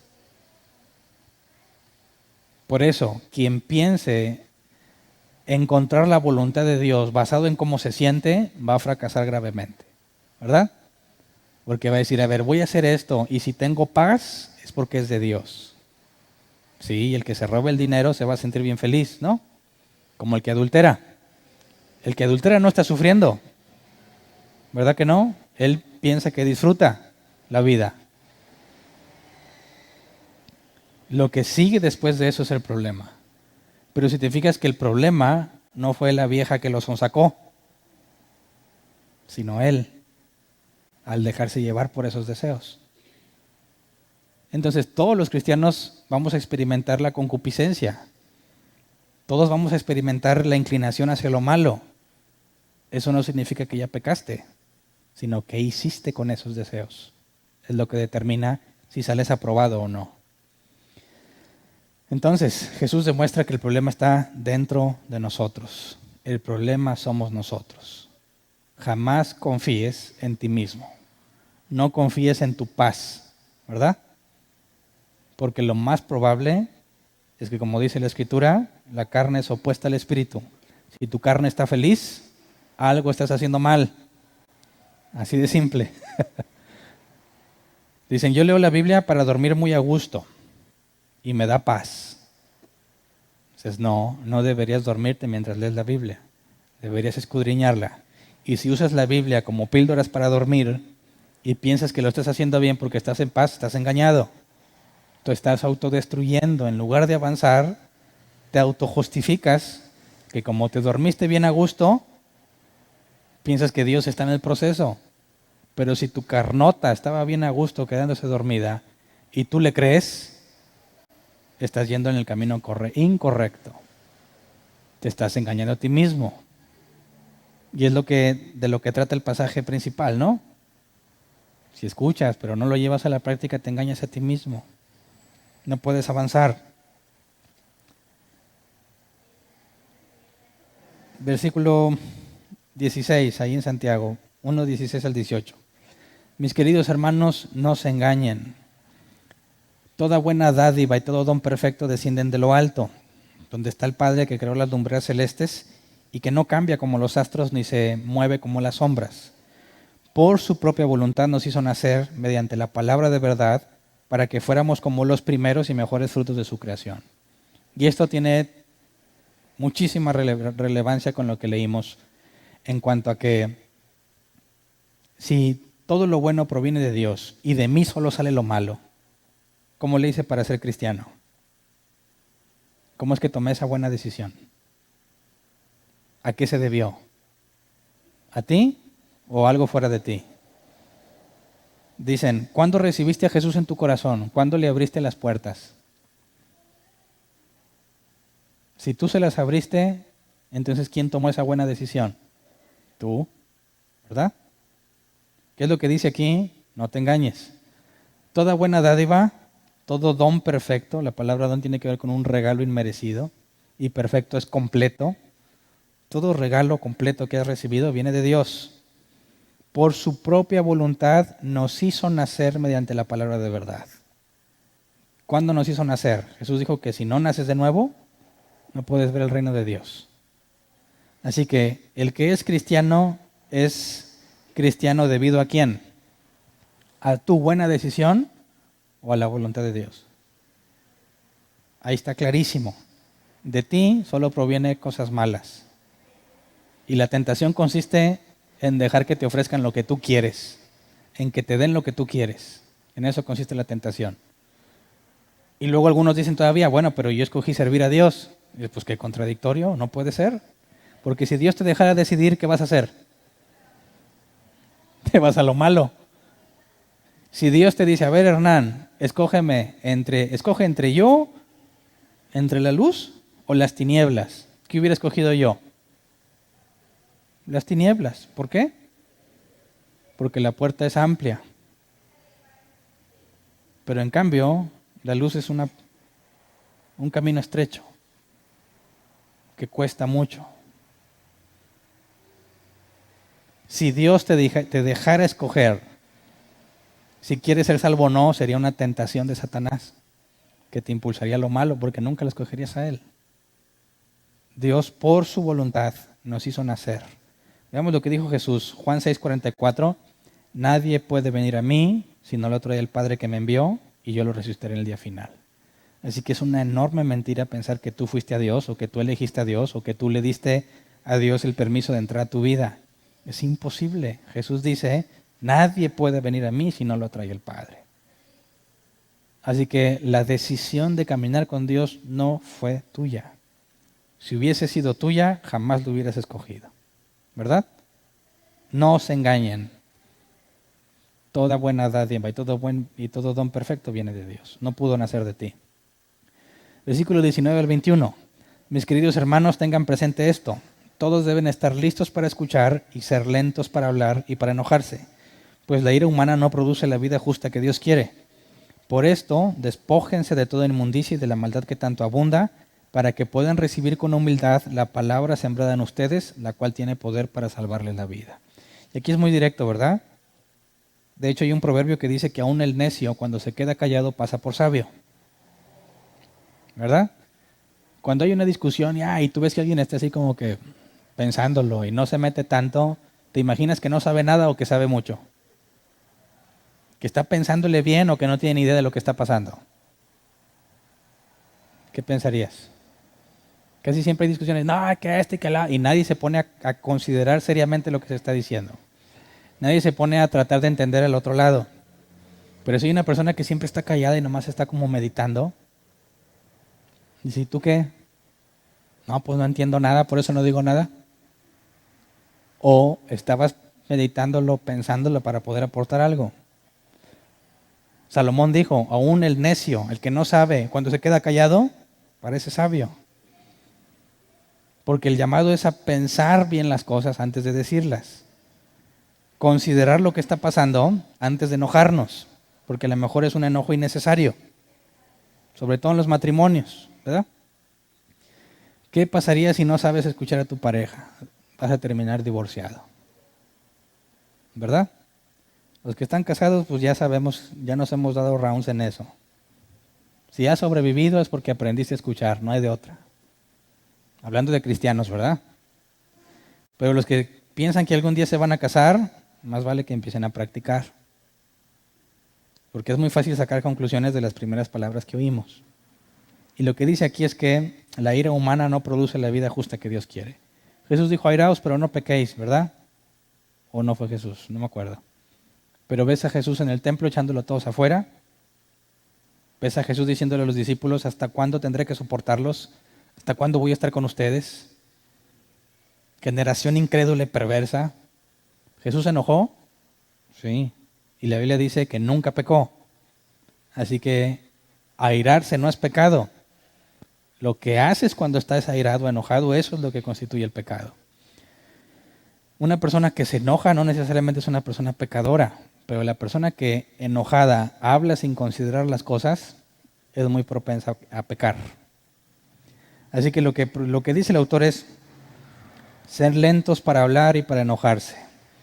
Despójate de toda inmundicia y de la maldad que tanto abunda, para que puedan recibir con humildad la palabra sembrada en ustedes. Es parte del aprendizaje.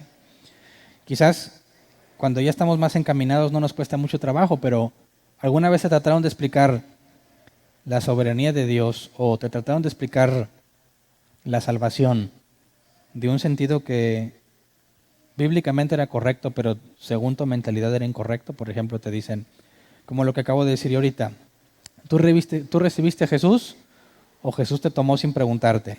Casi todos los cristianos que conozcas te van a decir, yo lo recibí. Tocó a la puerta y yo le abrí, porque es un caballero, y entonces entró.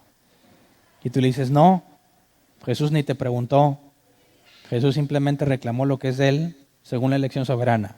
Muchos cristianos ya se enojan con eso. Bien enojados, no sé si te ha pasado, pero enojados. ¿Cómo contradices a su apóstol, a su profeta?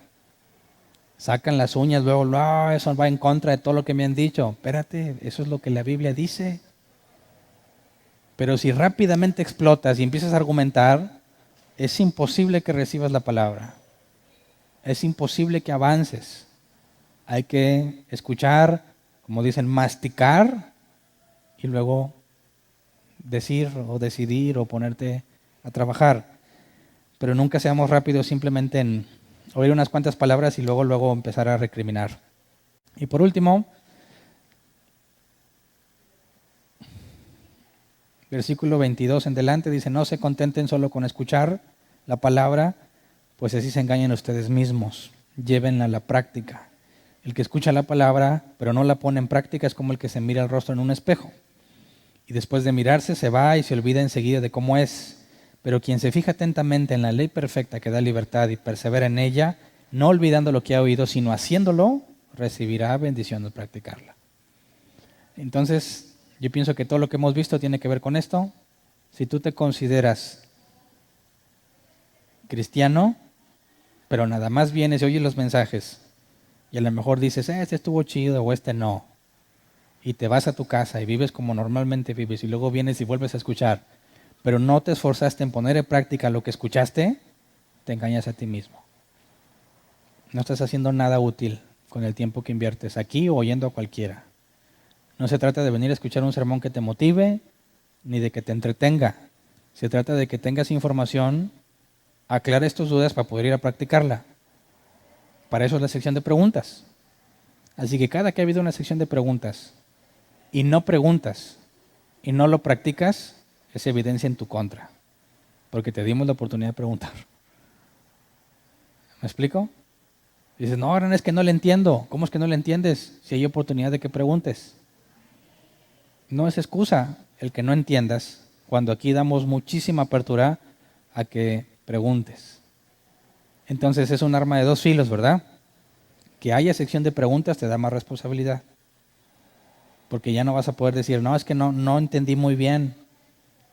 Bueno, está bien, a lo mejor no entendiste, pero si no preguntaste, es peor, porque hay de aquel que sabiendo hacer lo bueno y no lo hace, es pecado. Entonces,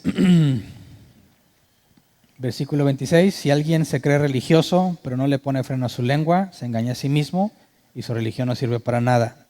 La religión pura y sin mancha delante de nuestro de Dios nuestro Padre es esta: atender a los huérfanos y a las viudas en sus aflicciones y conservarse limpio de la corrupción del mundo. ¿Qué significa ser religioso? Yo muchas veces he dicho que seamos bíblicos, pero no religiosos. Aquí la palabra religioso es trekos, que se traduce como piadoso o religioso. Y nos habla de una verdadera religión. Y yo quiero aclarar que cuando yo hablo de religiosos, lo hablo en el contexto de nuestra cultura, de personas que cumplen con muchos rituales, van a la iglesia, dan ofrendas, hacen muchas cosas, pero no viven la vida cristiana. Hacen muchas cosas que supuestamente son cristianas, o te hacen ver como cristiano. Te dicen hermano, Dios te bendiga. Los ves siempre en la iglesia, hacen muchas cosas que los cristianos hacen, pero sus vidas no son de cristianos. A esos es a los que yo llamo religiosos. Pero lo que aquí Santiago escribe, la palabra religioso es piadoso, y no significa algo malo, sino algo que puede ser positivo. En el contexto judío, ser religioso es alguien que vivía bajo la observancia de la ley. No era algo negativo. Así que nosotros en nuestro contexto podríamos traducirlo como creyente, como ser cristiano verdadero. Si alguien se cree cristiano pero no le pone freno a su lengua, se engaña en sí mismo y su cristianismo no sirve para nada. O sea, si tú dices que eres cristiano pero no llevas a fin de cuentas eso, dicen que tienen el don de lenguas pero no controlan su lengua, mienten, no puede ser verdad. La religión pura y sin mancha delante de Dios nuestro Padre es esta, y ahí religión viene en el mismo contexto. Yo podría decir el cristianismo verdadero, el que no tiene nada corrupto, es atender a los huérfanos, a las viudas en sus aflicciones y conservarse limpio de la corrupción del mundo. O sea, todo lleva a la práctica. Ayudar al pobre, donde se incluye al huérfano y a la viuda, y mantenerme alejado del mundo, lo que entendemos como santidad. Entonces el autor, ¿qué le dice prácticamente a todos los que huyeron? No sean hipócritas. Si dicen que son cristianos, ¿ahí dónde van? Pero su comportamiento no es el que debe de ser, se están engañando a sí mismos. Fíjate, yo pensaría que les escribió una carta diciendo, no, esperen, resistan, Dios los va a sacar de ahí, voy a estar orando por ustedes. Dios les va a dar algo mejor. No, ¿qué les dice? No sean hipócritas. Concéntrense en hacer las cosas bien. No pienses que porque estabas aquí en la iglesia huiste y sigues siendo cristiano. No, si no haces lo que corresponde no eres. Te engañas a ti mismo. Entonces, se van porque son perseguidos y les escribe para darles una buena lección de que a donde vayan no sean hipócritas. Y eso aplica para todos nosotros aunque no estemos dispersos, ¿verdad? Se trata de que pongamos en práctica todo lo que estamos aprendiendo. Y la mala noticia para todos nosotros es que Dios nos ha hecho aprender mucho. Y a quien más se le da, más se le demanda. Así que tenemos más responsabilidad. Dices, oye, yo vengo aquí porque aquí sí enseñan bien. Bueno, ya sabes qué implica, ¿verdad? Implica que se te va a demandar más que lo pongas en práctica. Más que al que no sabe. Más que al que aún no entiende. Más que el que apenas va empezando. Si Dios te permitió entender su escritura, eso conlleva una enorme responsabilidad de llevar a la práctica. ¿Verdad? Así que no es una mala noticia. Si tienes el Espíritu Santo y quieres hacer lo bueno, pero no puedes, ¿qué dijo Santiago? Si te falta sabiduría, pídesela a Dios y te la va a dar generosamente sin menospreciar a nadie.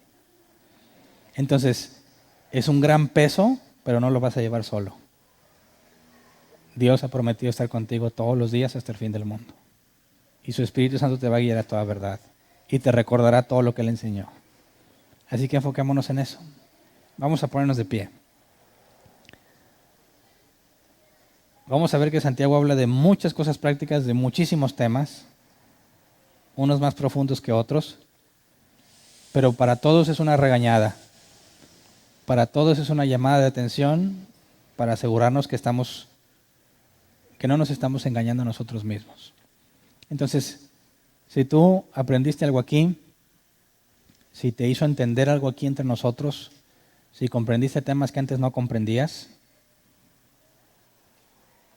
te lo paso al costo. No le vayas a andar diciendo a nadie a menos que lo pongas a práctica.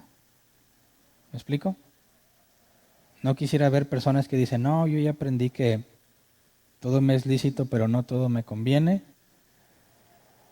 que la salvación no se pierde, que la declaración de fe es falsa, y he visto casos muy tristes en los que se van y quieren andar regañando a todo el mundo, quieren andar iluminándonos a todos, diciéndoles, y en poco tiempo caen desacreditados por las malas acciones que están haciendo. Y lo único que logra es que todos digan, ya ves, ¿de qué le sirvió lo que sabía? Después de lo que vino a hacer. Y echas por tierra la doctrina, echas por tierra la sana doctrina. Pones en duda lo que la Escritura enseña. Por eso primero debemos asegurarnos de dominar lo que entendimos, ponerlo en práctica, y a veces sin que abras la boca se van a dar cuenta que lo que sabes es cierto por cómo te comportas. Si realmente entendiste las doctrinas de la gracia, no puede ser que no tengas gracia a la hora de decirlas.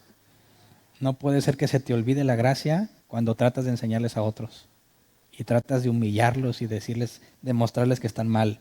Eso ya no es gracia. Y si eres salvo por gracia, pero no la aplicas a la hora de enseñarlo, eres un hipócrita y te estás engañando a ti mismo. Quien entiende las doctrinas de la gracia y sabe que es salvo por gracia, debe ser el más paciente con los perdidos. ¿Verdad? Y no estoy hablando de los no creyentes, de muchos creyentes que andan perdidos. Debería ser ejemplo en gracia, en explicarles con toda paciencia, por si Dios les concede arrepentirse. Pero mucha gente se va al otro extremo, a lo que le llaman hipercalvinismo, y quiere andar demostrándole a todo el mundo que están mal, y todo lo mucho que sabe, y solo queda en ridículo. Así que seamos sabios, pongamos en práctica lo mucho o poco que sepamos, y aprovechemos el momento oportuno para hablar de lo que hemos aprendido, respaldado con nuestras acciones, con nuestro comportamiento. ¿Estamos de acuerdo? Vamos a orar. Señor, queremos pedirte perdón por todas las veces que hemos sido como esas personas que son arrastradas por el viento, como las olas del mar. Nos identificamos entre esas personas mencionadas por Santiago, que en lugar de hacer las cosas basados en la confianza que tenemos en ti, las hemos hecho basados en otras cosas. Porque hemos tratado de convencerte a hacer lo que nosotros queremos en lugar de nosotros confiar en lo que tú has querido hacer. Perdónanos por todas las veces que hablamos sobre verdadera doctrina, sobre verdadera escritura, pero con nuestras acciones lo hemos echado a perder. Perdónanos por todas las veces que sentíamos que avanzábamos por todo lo que entendíamos, pero nuestras acciones estaban muy separadas, muy alejadas de lo que realmente entendíamos y fuimos motivo de tropiezo. Perdónanos por todas las veces que intentamos a la hora de hablar o discutir con otros quedarnos con la razón en lugar de tener misericordia como tú la tuviste de nosotros y hablar con paciencia por si acaso tú les concedes arrepentirse. Señor, que lo que hemos aprendido nos concedas el poder verlo como algo práctico en nuestras vidas. Sabemos que todo lo bueno proviene de ti, así que te pedimos sabiduría, la capacidad de aplicar todo lo que nos has enseñado. Danos sabiduría porque necesitamos mucha, Señor, para poder respaldar el mensaje de verdad con una vida de verdad, para que no seamos tomados solo como oidores, sino como hacedores.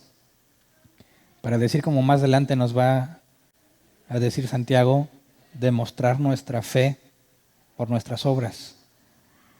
Que cuando hablemos de doctrina bíblica podamos respaldarla con nuestro comportamiento, con nuestra paciencia, explicando realmente interesados en que la persona entienda por si Dios le concede arrepentirse, más que en tener la razón o ganar un debate. Señor, líbranos de querer tener solamente la razón. Queremos tener la verdad. Tú eres la verdad. De nada me sirve sentir que tengo la razón si no tengo la verdad. Señor, que seamos congruentes con lo que nos has concedido entender, para que el Evangelio sea predicado con eficacia, para que puedan decir de nosotros que somos gente indocta, pero que se ve que han estado contigo. Así que Dios, confiando en tu misericordia, sabemos que tenemos perdón de pecados por medio de lo que tú hiciste, y sabemos también que si pedimos conforme a tu voluntad nos será hecho, así que con la fe que nos has dado, la confianza que tenemos en ti, sabemos que nos darás sabiduría para avanzar, porque tú eres fiel para terminar la buena obra que empezaste en nosotros. Gracias porque si estamos aquí es por ti, por tu sola decisión, por tu misericordia. No hay nada que podamos hacer para sostenernos, eres tú quien nos sostiene. Y te pedimos, Señor, que podamos ver las promesas cumplidas, lo que nos has garantizado por medio de tu Espíritu Santo, para que nuestro gozo sea completo. Enséñanos a resistir en medio de las pruebas, para que podamos ser aprobados, Señor, y que tengamos evidencia de que nos has aprobado. A ti sea la gloria y la honra por siempre, Señor. Amén. ¿Pueden sentarse? Sección de preguntas. ¿Quién tiene una pregunta? Levante su mano y le llevan el micro.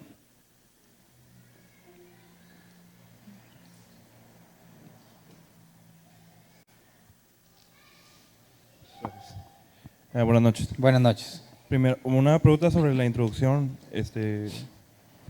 Bueno, yo vi en la Biblia interlineal de griego que cuando dice hermano de Jesús era, pues nada más me decía brother.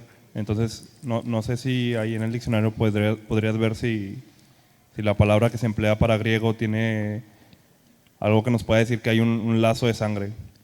Bueno, se puede traducir como pariente o como hermano. Si lo tradujéramos como pariente, cuando cita, no es este carpintero el hijo de María, y no están sus hermanos con nosotros y sus hermanas. Está hablando en el contexto de los mismos judíos. Hablar de Jacobo y Judas como hermanos de Jesús y traducirlo solamente como parientes o primos, como que desencaja en el contexto del pasaje. No lo podemos descartar completamente, ¿verdad? No podemos decir que necesariamente habla de hermanos carnales. Es posible que hable de hermanos o de parientes cercanos o lejanos. El punto es que la palabra, como tiene dos posibles traducciones, el contexto es lo que te indica, como muchos ejemplos que vimos hoy, según el contexto de qué tipo de hermano nos habla. Entonces, para nosotros no había ningún problema en hablar con parientes cercanos de Jesús, un primo, supongamos que Jacobo era primo de Jesús, no altera nuestra historia. Digamos que nuestra doctrina no se ve afectada, pero si nos ajustamos a la traducción, no puedes asegurar tampoco que no son hermanos carnales. Entonces, si alguien se inclina a pensar que solamente puede ser primos, pues ya ves que tienen una cierta parcialidad para defender tal o cual doctrina. Pero si consideras como posible las dos, más sin embargo en el contexto, es difícil que nos hable de primas porque habla de evidencia. Aparte, la Biblia dice que José no conoció a María sino hasta después de que naciera Jesús. Y ahí la palabra conocer, ginosco, tiene que ver con intimidad. Sería muy difícil pensar en que Jesús no tuvo hermanos. Entonces, no está en alcance de este tema, pero si tú analizas la posibilidad, sobre todo en pasajes como ese, de que José conoció a María hasta después, y sobre todo el contexto judío de los hijos como una señal de bendición, y todo el mundo quería tener muchos hijos, no habría razón para pensar que María no tuvo ninguno. Y si no hay ninguna razón en su contexto histórico, entonces no hay necesidad de interpretar ese pasaje solamente como primos. Bien podría ser hermanos. ¿Sí me explico? Sí. Ok, y otra pregunta. ¿De dónde viene la concupiscencia del hombre, los malos deseos? Por ejemplo, en la Biblia dice que de nuestro corazón, ¿no? Uh-huh. Pero, o sea, proviene de la naturaleza pecaminosa del hombre. Uh-huh. Y de la que heredamos de Adán. Y en el caso de Adán. Recuerda que cuando probaron el árbol de la ciencia del bien y del mal, la palabra ciencia es conocimiento experiencial. conocer por cuenta propia. Y la palabra mal es adversidad, sufrimiento, angustia. Dios modificó la creación, la creación está bajo maldición para que Adán y Eva experimentaran eso que quisieron cuando mordieron el fruto. Por una regla anterior, Dios dijo que cada especie se reproduciría según su género. Si Adán y Eva fueron modificados antes de tener hijos, cuando tuvieron hijos, heredan esa misma capacidad de sufrir. Entonces, esa es la naturaleza caída del hombre, lo que le llaman. Es lo que Jesús enseña. La luz vino a los hombres, pero los hombres amaron más las tinieblas porque sus obras eran malas. Lo que sale del hombre es lo que lo contamina. Entonces, la capacidad de sufrir y hacer sufrir es nuestro problema. De ahí viene todo eso, de esa naturaleza. Por eso se nos promete la resurrección y un cuerpo glorificado para eliminar el problema de raíz. Sí, pero, o sea, a partir de Adán y Eva, bueno, a partir de que pecaron, pues ya heredamos la naturaleza pecaminosa. Ujú. Pero en el caso de ellos, o sea, de mismo Adán y Eva, no pudieron haber sido simplemente engañados porque eso ya sería injusto, ¿no? Que caiga un juicio sobre ellos si ellos fueron engañados, digamos, inocentemente. No pudieron ser Entonces, engañados. Entonces, esos malos deseos, esa concupiscencia ya existía en Adán y Eva. Ok.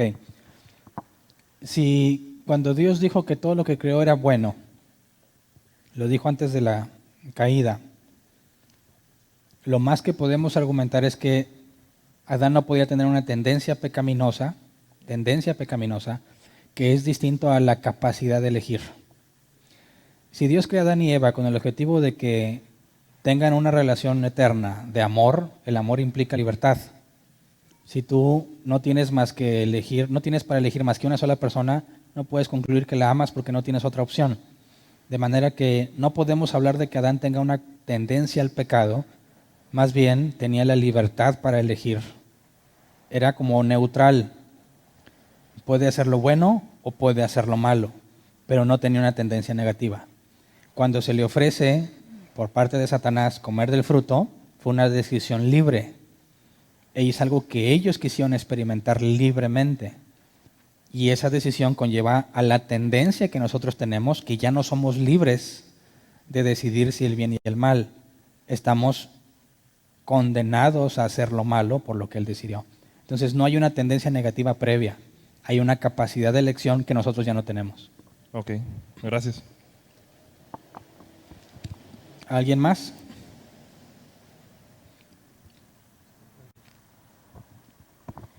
Y va ligado a eso. Entonces, realmente, o sea, no, Satanás es un facilitador para que nosotros hagamos eso malo, pero en realidad no está ligado él directamente con el pecado. Él te sugiere o te propone. Tampoco te lo facilita, ¿verdad? Te lo propone. Así como le propuso, el ejemplo más claro es Jesús, ¿verdad? Haz esto, si tienes hambre, convierte las piedras en pan. Todos los ejemplos que le pone no se los facilita, se los propone. Nuestros malos deseos son los que nos llevan a hacerlo. ¿Me explico? Pero eso no significa que Satanás haya tenido una buena intención, porque es nuestro enemigo. Su intención es destruirnos como enemigo nuestro. Pero Dios le pone límites a lo que puede hacer. De manera que con mala intención lo hace, porque somos enemigos, pero aún esa mala intención está controlada por Dios y le pone límites en lo que puede pasar y en lo que no. O sea, él no tiene libre albedrío como nosotros. Después, Porque él obedece a Dios. O sea, ¿sí lo si obedece? no tiene libre albedrío. O sea, hace lo que Dios le diga. Hace lo que Dios le dice, pero no necesariamente está de acuerdo con lo que Dios dice. Tendríamos que meternos en un terreno que la Biblia no describe y tendríamos que hacer meramente conclusiones lógicas a partir de la información que tenemos. Si Satanás sale o es llevado a tentar a Adán y Eva, vemos que en ese proceso de la tentación le miente. Dios dijo que no podías comer de ningún árbol, eso es mentira. Él sabía la prohibición. Es algo que utiliza para tratar de llegar a Eva. Y esa es la primera mentira registrada en la Escritura. Padre de mentira. Por ese pecado es condenado. No hay perdón para él. ¿Qué pasó tras esa decisión de mentir, no sabemos. Lo que sabemos es que tenía la capacidad de elegir. Ahora, que tenga la capacidad de elegir y que sepa que está condenado y que ha sido instituido enemigo nuestro, porque fue Dios quien dijo, pondré enemistad entre tu simiente y la simiente de Eva. Esa enemistad es puesta por Dios entre nosotros. Eso no implica que Él sea bueno, pero tiene alguien más fuerte que Él, que lo obliga a hacer su voluntad. Entonces Satanás, por la luz que tenemos en cuanto a Él, ha sido homicida desde el principio, es padre de mentira, es enemigo nuestro, pero no tiene de otra más que sujetarse a lo que Dios permite. Entonces, en el caso de Pedro, dijo Jesús, Satanás os ha pedido para zarandearos como a trigo. Échamelos un rato, dice Satanás, ¿verdad? Quiero demostrar, como en el caso de Job, quiero demostrar que si me entregas lo que él tiene, te va a maldecir en tu cara. Y Dios acepta. Entonces vemos que las intenciones de Satanás no son buenas, pero está limitado en sus acciones por lo que Dios decide. O sea, no tiene poder. O sea, en pocas palabras, tiene esas malas intenciones, pero no las puede hacer por sí misma. Tiene por eso libertad. le pide a Dios que le dé ese poder para hacerlo. Sigue teniendo libre albedrío, pero Dios no le permite hacer todo lo que él quiere. ¿Me explico? Jesús dijo, nadie puede robar la casa del hombre del hombre fuerte si no le ata primero. Los demonios le decían, ¿has venido a atormentarnos antes de tiempo? O sea, lo saben las reglas y utilizan el tiempo que tienen como ellos mejor quieran. Pero cuando tiene que ver con los escogidos de Dios, hay límites. Los demás son del diablo. ¿Me explico? Gracias.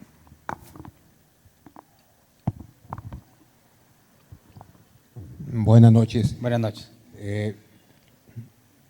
Acerca de la salvación. Uh-huh. Por lo regular, los que venimos de la iglesia pentecostés, ¿verdad? Son las palabras, los textos que se buscan para invitar a la gente. En sí yo fui uno de ellos, ¿verdad? Uh-huh. Y muchos se acercaron, cree en Señor Jesucristo y serás salvo. Necesitas creer. Tomando como referencia el libro de los Hechos, ¿verdad? El carcelero de Filipos y igualmente, y todo aquel que invocar el nombre del Señor será salvo. Uh-huh. Siempre han sido los versículos base para invitar a la gente. Uh-huh. Y bueno, o quizá es el momento de arranque de muchos que han iniciado en el camino del Señor. Uh-huh. ¿Sería voluntad de Dios que fuera así? ¿Sería plan de Dios? Ok. O porque son los textos base, ¿verdad? Para invitar a la gente, acéptalo. Yo le abro mi puerta y él entra, o sea, Uh-huh. como tú dices ahorita, ¿verdad? Y no es así, ¿verdad? Dios es el que, Uh-huh. mi Padre es el que me los da, ¿verdad? Ellos no vienen, pero inicialmente yo creo que la mayoría, o sea, de las iglesias pentecostés, de las iglesias cristianas, bueno, es lo que tiene invitar a la gente de esa manera, aceptar a Cristo, Sí. para que sean salvos. O sea, algún comentario sobre eso, porque, y bueno, y casualmente de ahí muchos inician el camino del Señor, Sí, buenos es que o malos, ¿verdad? es cierto que tienes que creer, pero la palabra creer en el original viene de pistis. Tienes que estar persuadido por Dios. Entonces, cuando le dices tienes que creer, pero no le explicas qué es creer, se equivocan o piensan que es simplemente una convicción personal de que algo va a pasar. Como quien dice, yo estoy seguro que van a ganar mis Rayados. Bueno, él cree que van a ganar. Algunos piensan que es así como se cree en Dios, pero la Biblia lo que enseña en el original es que no es así. Los demonios también creen y tiemblan. Creen en Dios, están convencidos de que hay un Dios, pero no hay salvación para ellos. Entonces, el hecho de que algo funcione no significa que sea correcto. La Biblia dice, y hay una explicación, Jesús dijo, nadie puede venir a mí si no lo trae el Padre, ¿verdad? Entonces, cuando tú le preguntas a una persona que si quiere recibir a Cristo en su corazón y dice que sí, ¿cuántas de esas afirmaciones realmente se convierten en cristianos fieles? Todos que dicen que sí no. Entonces, esa oración no es la que hace que funcione. Eso que ellos creían no es lo que hace que funcione. Entonces, hay muchos que sí y hay muchos que no. De entrada, el hecho de que les digan esos pasajes no puede ser evidencia de que funcione. Porque muchas de esas oraciones de fe o llamados terminan siendo falsos y la gente termina apartándose. Entonces, ¿qué es lo que sucede? La Escritura dice que es Dios el Padre quien te lleva a Jesús y es el Espíritu Santo que te hace nacer de nuevo por voluntad del Padre. Ahora, para que una persona acepte seguir a Jesús, ¿qué tuvo que haber pasado? Supongamos de un caso genuino, uno que realmente sí está siendo traído por Dios. Cuando tú le preguntas que si quiere recibir a Jesús en su corazón y te dice que sí, si este es genuino, ¿qué tuvo que haber pasado antes de que diga que sí? Pues tuvo que tener una experiencia. La Biblia dice que ninguno puede entender lo que el Espíritu dice porque se ha de discernir espiritualmente. Necesitas al Espíritu Santo para poder entenderlo. Cuando una persona hace un compromiso genuino para servirle a Dios, tuvo que haber pasado algo antes. Porque la Biblia dice que nadie busca lo bueno, ¿verdad? Que todos amamos más las tinieblas que la luz. Entonces, para que éste hiciera un compromiso, tuvo que haber nacido de nuevo. Y ese nuevo nacimiento es instantáneo. No lo activa una oración. Dios te hace nacer de nuevo cuando Él quiera. Simplemente te vas a dar cuenta cuando estás consciente de que ya no haces lo que hacías y que tus deseos ya no son los que antes tenías. Entonces, esa oración que hiciste no tuvo nada que ver en el proceso del nuevo nacimiento que Dios te concedió. Por eso es que algunos que hacen esa oración o atienden al llamado, en algunos funciona y en otros no. Porque no es esa oración ni es ese llamado, sino el nuevo nacimiento que Dios dio.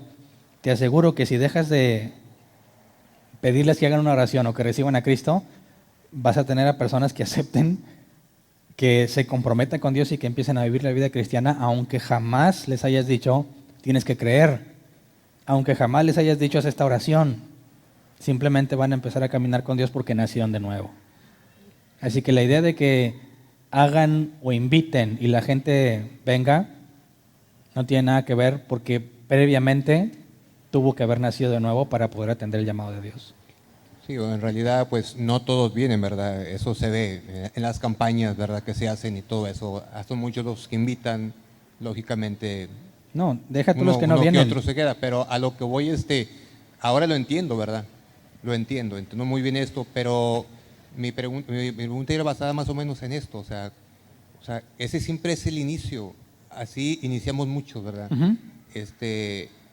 No en ignorancia o como se le quiera llamar, ¿verdad? Es de la manera en que todavía aún, ¿verdad? El evangelio en sí está joven aquí, ¿verdad? No tiene mucho que de pronto hubo una explosión y se levantó esto, ¿verdad? Todavía en los 80s está esporádica las iglesias. Ujú. Hoy de pronto creció mucho esto, ¿verdad? Hay poca enseñanza todavía aún. Hay mucha ignorancia en el conocimiento de la palabra y todavía se sigue practicando esto. Y todavía muchos se acercan a eso por la fe o por la necesidad y perseveran en eso, ¿verdad? En esa forma de creer. Esa era mi pregunta únicamente, quizá es Dios se ha valido de eso, o bueno, Dios se vale de todo, ¿verdad? Él puede ser, pero me refiero a que quizá es el momento en que Dios agarró a muchas personas, por eso todavía hay mucha oscuridad. Dice, pues es que yo así acepté, yo así vine, ¿verdad? Y todavía hay mucha incomprensión acerca de esto, ¿verdad? Ahora lo entiendo perfectamente en la palabra, ¿verdad? Y pues gracias por eso, ¿verdad? Pero sí, todavía hay muchas personas que, basado en estos versículos, siguen viniendo al Señor y bueno, aprovecharlos, aquellos que vienen y aquellos que no, bueno, pues Sí, Dios dirá, y hay algunos a los que ni siquiera se les va a predicar, ¿sí? como Saulo. Simplemente los hacen hacer de nuevo. Y de ahí empieza una búsqueda. Pero no necesariamente va a ser que tengan que venir a través de un falso evangelio. Que ahorita coincida que se predique un falso evangelio y muchos reaccionen. La gran mayoría de esos que reaccionan no son cristianos genuinos. Lo ves claramente en su comportamiento. Pero de entre los que son genuinos, no demostraría que Dios esté usando a los falsos maestros, sino que a pesar de los falsos maestros, Dios sigue trayendo a la gente que Él ha elegido. Una pregunta en eso, hermano, también en la iglesia inicial aquí, en Nuevo León, bueno, muchos pastores, ¿verdad? Iniciaron, eran, pues no sé, personas no letradas, o sea, ni escuela tuvieron y personas que tuvieron el ánimo y la fuerza, bueno, así era. Yo conozco muchas de este tipo de pastores, líderes, ¿verdad?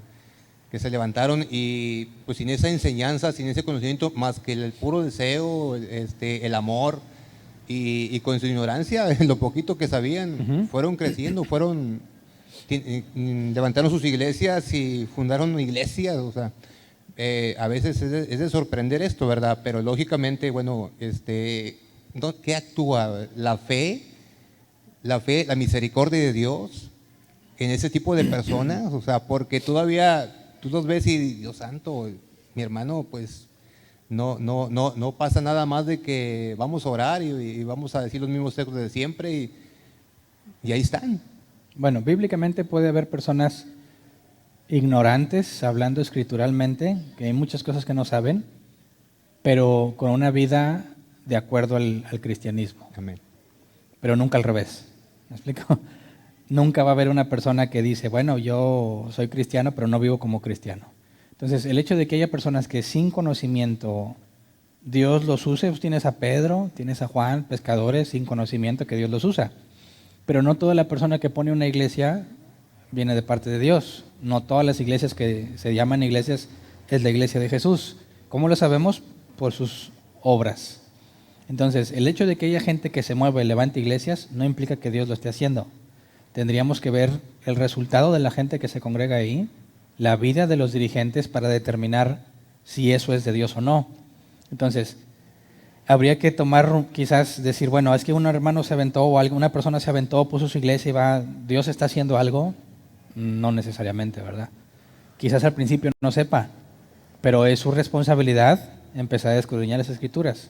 Y si tiene el Espíritu Santo, se le va a quitar lo novato, ¿verdad? Amén. Tendría que haber un crecimiento si realmente tiene el Espíritu Santo. Pero si hay una persona que tiene años y años y nunca avanzó, sería contradictorio a la Escritura, porque el Espíritu Santo es el que nos permite entender, el que nos revela la palabra, y si lo tuviera, no estaría con tan poco conocimiento, porque el Espíritu Santo está a cargo de él.